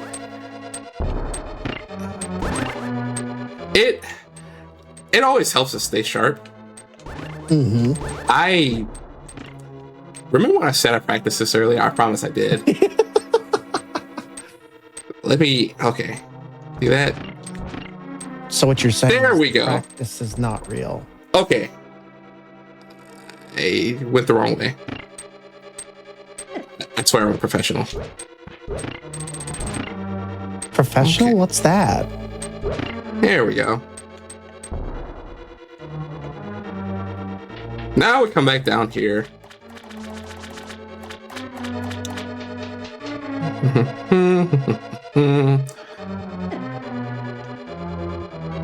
Now, let me ask this. Do you have a favorite boss in this game? One that, no matter what type of way you're playing this game, that you love to fight?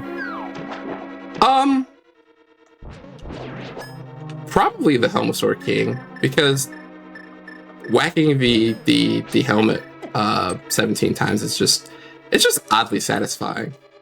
That is the wrong hand. There we go. It's also just a huge boss too. I mean, I think it has one of the biggest sprites in the entire game, doesn't it? Yes. I messed it up, that's fine. Yeah, we'll be alright. Okay. Well, we have the key, so we should be alright. Man, I can't believe you don't believe in water. I mean, I can't swim in real life, so it tracks. It's method acting. You know what? Oh my god. Speaking of other fascinating things that are going on, do you all know about Black in a Flash? A community that uplifts and connects Black speedrunners of all levels, hosting special events throughout the year to raise money for charity and celebrate Black voice in the speedrunning scene? Well, congratulations. You're here watching one of these wonderful, awesome events that Black in a Flash puts on. And, we get to hear ridiculous things like rails don't exist, blocks don't exist, and so much more.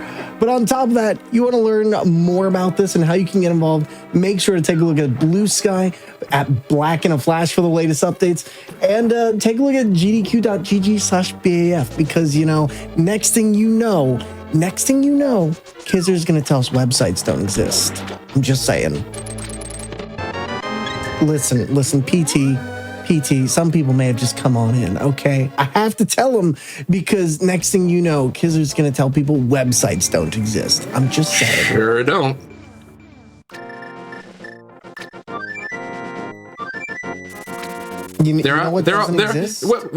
Websites don't exist anymore because they're all apps now.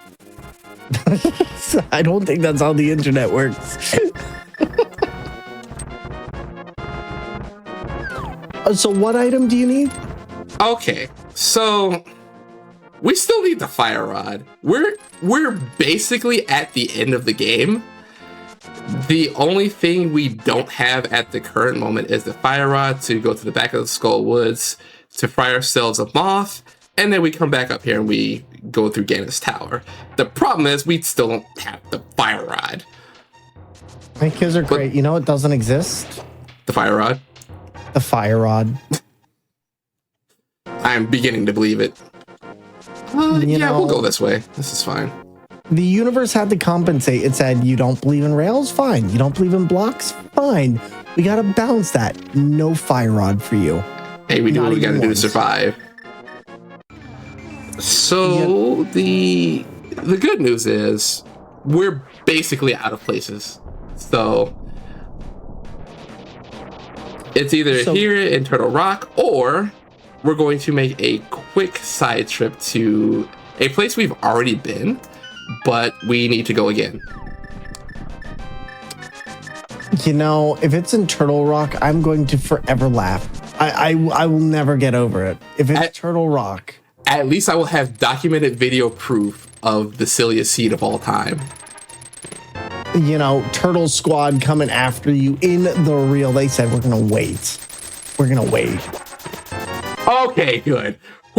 Okay. All right. Okay. We found the fire rod. We are officially in go mode. We're about to get out of here. Okay. I will actually be able to sleep tonight. Praise the fire rod. Praise the fire rod. We did it.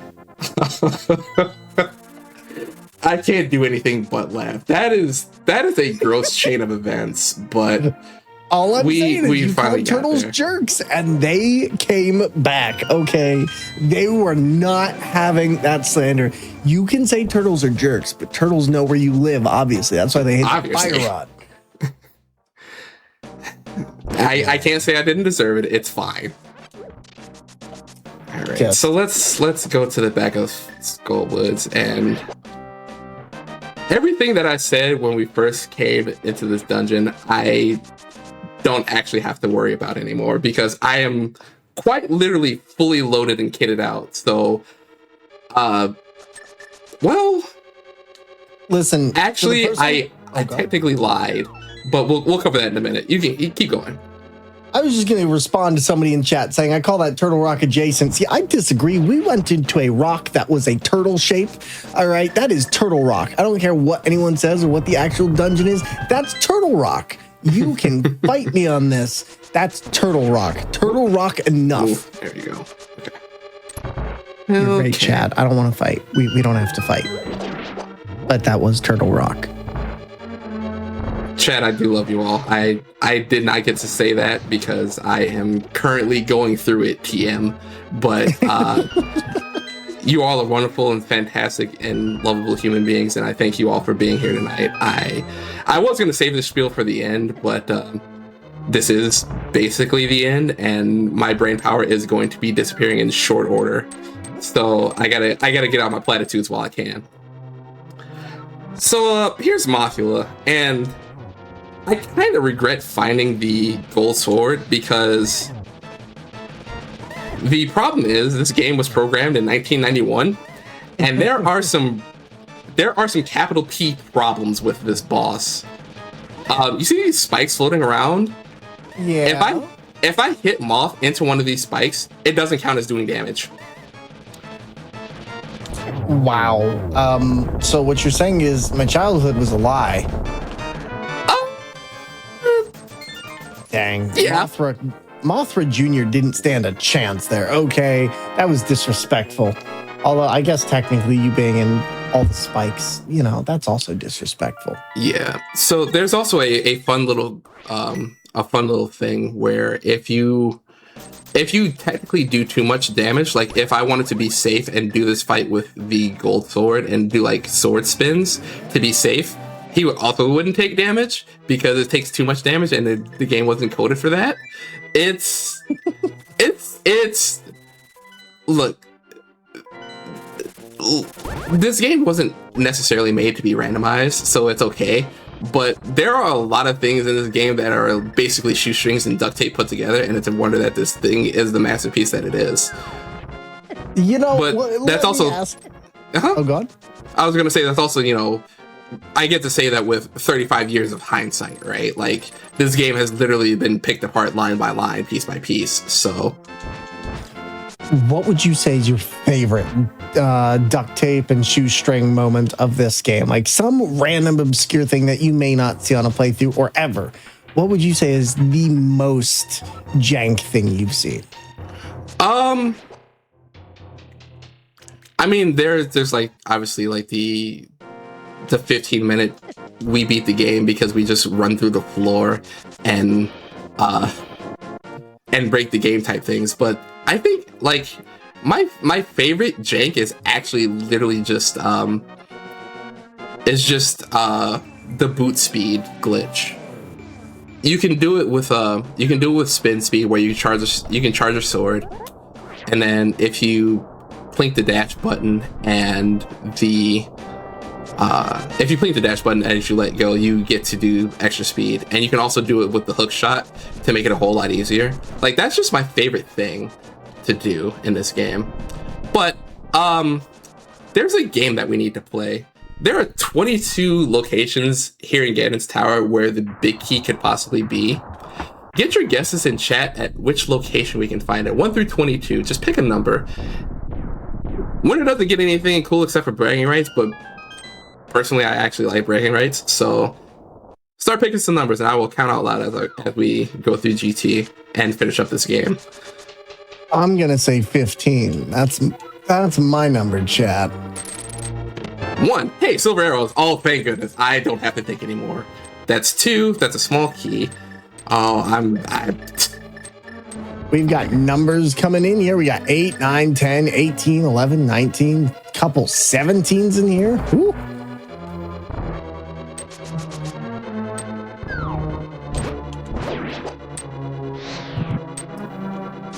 Yo, we got it all going. All right. I think I messed this up. And never mind, I'm good.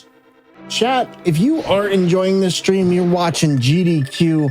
GDQ wants to hear from you. Games Done Quick is looking to learn how you watch speedruns the most. If you have a few minutes, consider visiting gdq.gg/survey and let us know what you want to see. Because if you like these randomizers and you like the shenanigans and the turtle jerks that come around here, let us know so that we can put on better content for you. The answer is 5, by the way. We found the big key already.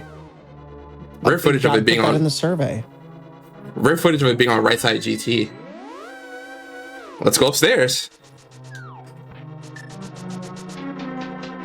You know what's wild? I think we had one person select 5 in that entire group. Congratulations.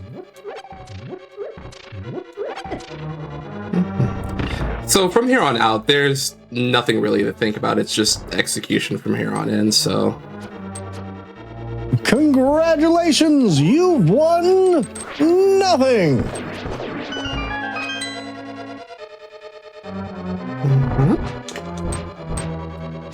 Man, not chat saying, see, what I meant was 10 divided by 2. That's diabolical.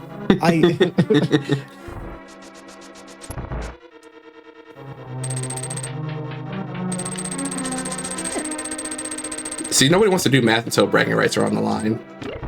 You know, that is such a mood. So now where are we at this point in the game? At this point in the run, we have been through it. We've been literally everywhere. So where are we now in relation to? We are in Ganon's Tower. This game is it's all over but the crying at this point. So we have to do the gauntlet, which I am currently butchering right now. Come here, buddy. There we are. Oh, right. I don't have either. All right. I guess we'll do this room the intended way. Just watching you go through here is just, I think it's one of those things of, you know, like you were mentioning earlier, the vanilla speedrun of Link to the Past is very, very difficult. Or it's a lot, rather, I guess I should say. But seeing somebody with your kind of knowledge, I guess my question is, where would you suggest that somebody start if they wanted to learn how to do randomizers? I mean, I know you mentioned the Discord, but did you consult any videos? Did you talk to people in the community? What was your favorite way to learn about this?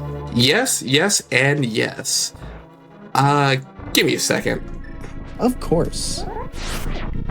And while they're doing that, by the way, chat, you know, one way that you can find other people like this kind of stuff is through the Black and Flash Discord and community, which you should totally take the time to join and, you know, stay up to date on events through social media and others.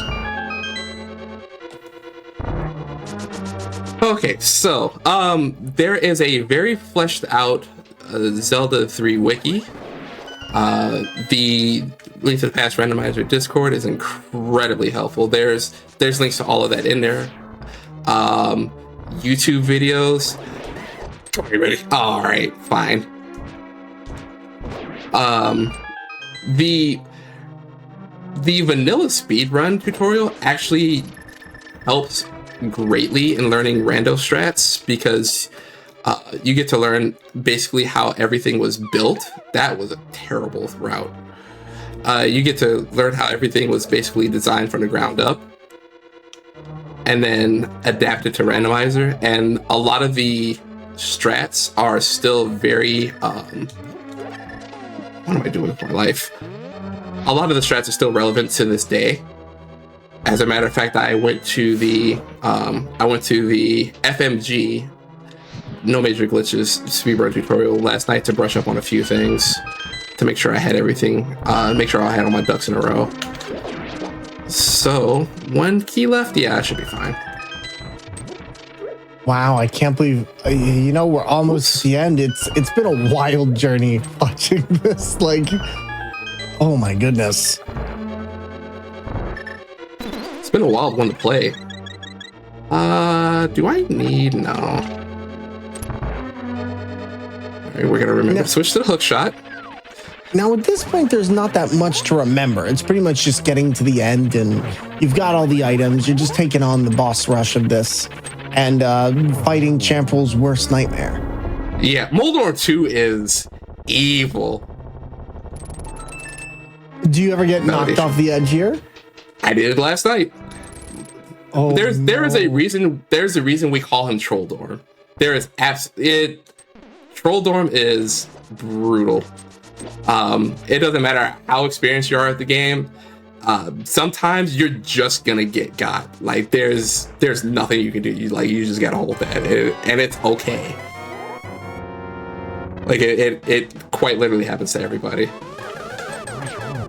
Nice triple. Let's go. So this is in a trench coat. This is Aghanim 2. Technically, we were supposed to fight him at inside of Hyrule Castle, but we didn't have time for that. So you know, it's a speed run. We're supposed to finish this game as fast as possible. It happens, right? But he is also part of the boss rush. So we fight him again. When we fight him the first time, he's only got it's only just one person. But Agatu is a triple fight. But that one went surprisingly well. Yeah, that was good. And so here's Ganon. Bacon dates to 1500 BCE and refers to the back of a pig. The average American eats 18 pounds of ropen patasso every year. Okay, that's random and I love it. And everybody, let's see some hype in chat we're so close to the end of this run. Let's see some hype from all of you wonderful peeps who've come out today for Juneteenth at Games Done Quick, Black, and a Flash. Yeah, I should probably mention that time stops after I cross the bridge and we get into the Triforce room. I'll call it out. So it's not on the boss kill, but after that, I will call it. But we're on phase 3 now, where we watch him loop around for however long he wants to teleport. Hopefully, oh, that's nice. Oh no, Silver, I want your weakness. Oh, you would stand right there. Oh, that's bad. Yes, let's go. Torch glitch. So technically speaking, the torches are supposed to go, both of those torches are supposed to go out and you're supposed to light them both. If you light the first torch that goes out as it goes out, the second one never goes out, so you only have to relight one torch, and it makes things so much easier. Come here, you. Oh my god. We've reached the end. Somehow, despite our best efforts, we managed to make it to the end. Oh, I'm telling you, man, it was those turtles. You had to call the turtles jerks. All right? And time. Oh, we made it. Do you prefer bacon, pork, or ham? Definitely bacon. Crispy, please. Oh my god, that's absolutely wild. What an amazing close of the first day of Games Done Quick, Black in a Flash. First off, chat, let's hear it for our runner, Kizzer, please. Kizzercrate, that was an absolutely incredible speedrun randomizer, casual boots randomizer, to say the very least. And I am amazed in everything I learned, and having a chance to talk with you while you went through this run. I'm sure just as many people at home are amazed by your skill. And, you know I want to learn more, but can you tell everybody else, one, where they can find you, what you'll be doing next? And please feel free to share anything you like. Like, this was such an incredible run to see. And I really appreciate you taking the time with us to share for such a wonderful event as we get ready to celebrate Juneteenth tomorrow with a little bit of pre-celebration today. Okay, so you can find me everywhere at Kizzercrate because branding is important. Please remember that. It is very hard to track people down if you keep changing your name on every platform. So I like to keep it simple. So I'm at Kizzercrate everywhere: Twitch, YouTube, Twitter, Blue Sky, Instagram. If you're looking for me, I'll be there. I haven't been streaming lately because of real life blowups, hopefully happening soon. However, I do plan on returning to streaming in the relative near future. Star Fox comes out next week, and I have a lot of plans for that game, so hopefully I can carve out some time to get some streams of that going. God, I'm so excited. Otherwise, I mainly stream fighting games. I've been mostly on a Tekken 8 kick lately, but I do stream a lot of Guilty Gear. Actually, please play Guilty Gear. And the other thing, I need to give some shout outs. It's very, very important that I do this. So first of all, shout outs to shout outs. Secondly, shout outs to Ryuto, who is actually, he's somebody who's changed my life, and I can't thank him enough, but he's actually the one that got me to do this. The first couple of years, I was just like, no, I'm not gonna run anything. And then I started to warm up to the idea, and I This year I finally committed, and I am very glad I did. I have had an absolute blast. So again, Ryudo, thank you. Second shout out to Jadelyn, who is also probably the most positive person that I know. And when she heard that I was thinking about submitting a run, she was like, "Oh my gosh, it'd be so awesome!" And so here I am. So thank you for your unending support. Thirdly, shout outs to Bobby. Representation matters, and it's really important for minorities and marginalized groups of people to see people that represent your culture at the highest levels. And in short, Bobby is one of those people who he's incredibly charismatic. When you listen to him talk, you're like, yes, I will run through a wall for you. I will do anything you say. And he's like, hey, play this game. I was like, yeah, that sounds great. You look like you're having a blast. I'll have a blast. And he just looks like he's having fun all the time. He's just like somebody I'd like to be like when I grow up. So thank you, Bobby, for being yourself. And the last shout out I need to give is to my Zelda goat, Zelda Disson. We met playing fighting games at a local in college, and by complete happenstance, we reconnected years later, and the Link to the Past randomizer community, and it's been an absolute blast watching him play and grow into being like one of the top players in the world. And every time I watch him play, I learn something new that I can take away from my own games, and it's just fantastic. And thanks for also being just a stand-up person. And I think that's it on my end. Kizzercrate, it's been such a pleasure to have you. Thank you so much. And I cannot wait to see more runs from you in the future, wherever they may pop up. Continue the great work with your runs and continue having fun with gaming and these ridiculous randomizers. Also, thank you for hanging out for the next couple of hours. With that, everybody, my night is also coming to an end. Not just because it's past 1 a.m., which means we're officially into Juneteenth. Let's celebrate. But also because this will be the only day I'm hosting, but you might see me around in chat. That being said, though, if you did enjoy the hosting, make sure to stop on by. You can find me on socials at Thormungandr or the Thormungandr, and you can also catch me on Twitch playing video games with ridiculous controllers such as steering wheels, DK bongos. We're currently going through Dark Souls 3 on Donkey Kong bongos, so it's DLC. And then next week, we're going to be going through Bloodborne on an actual potato, as well as doing some Magic the Gathering on Mondays. But everybody, it's been a pleasure. And also, I do got to say, if you've missed out on any of the runs from today, stay tuned as we're going to replay all of day one's runs right after this. And tune in tomorrow at 1 p.m. Eastern for day 2 of Black in a Flash's Juneteenth Celebration.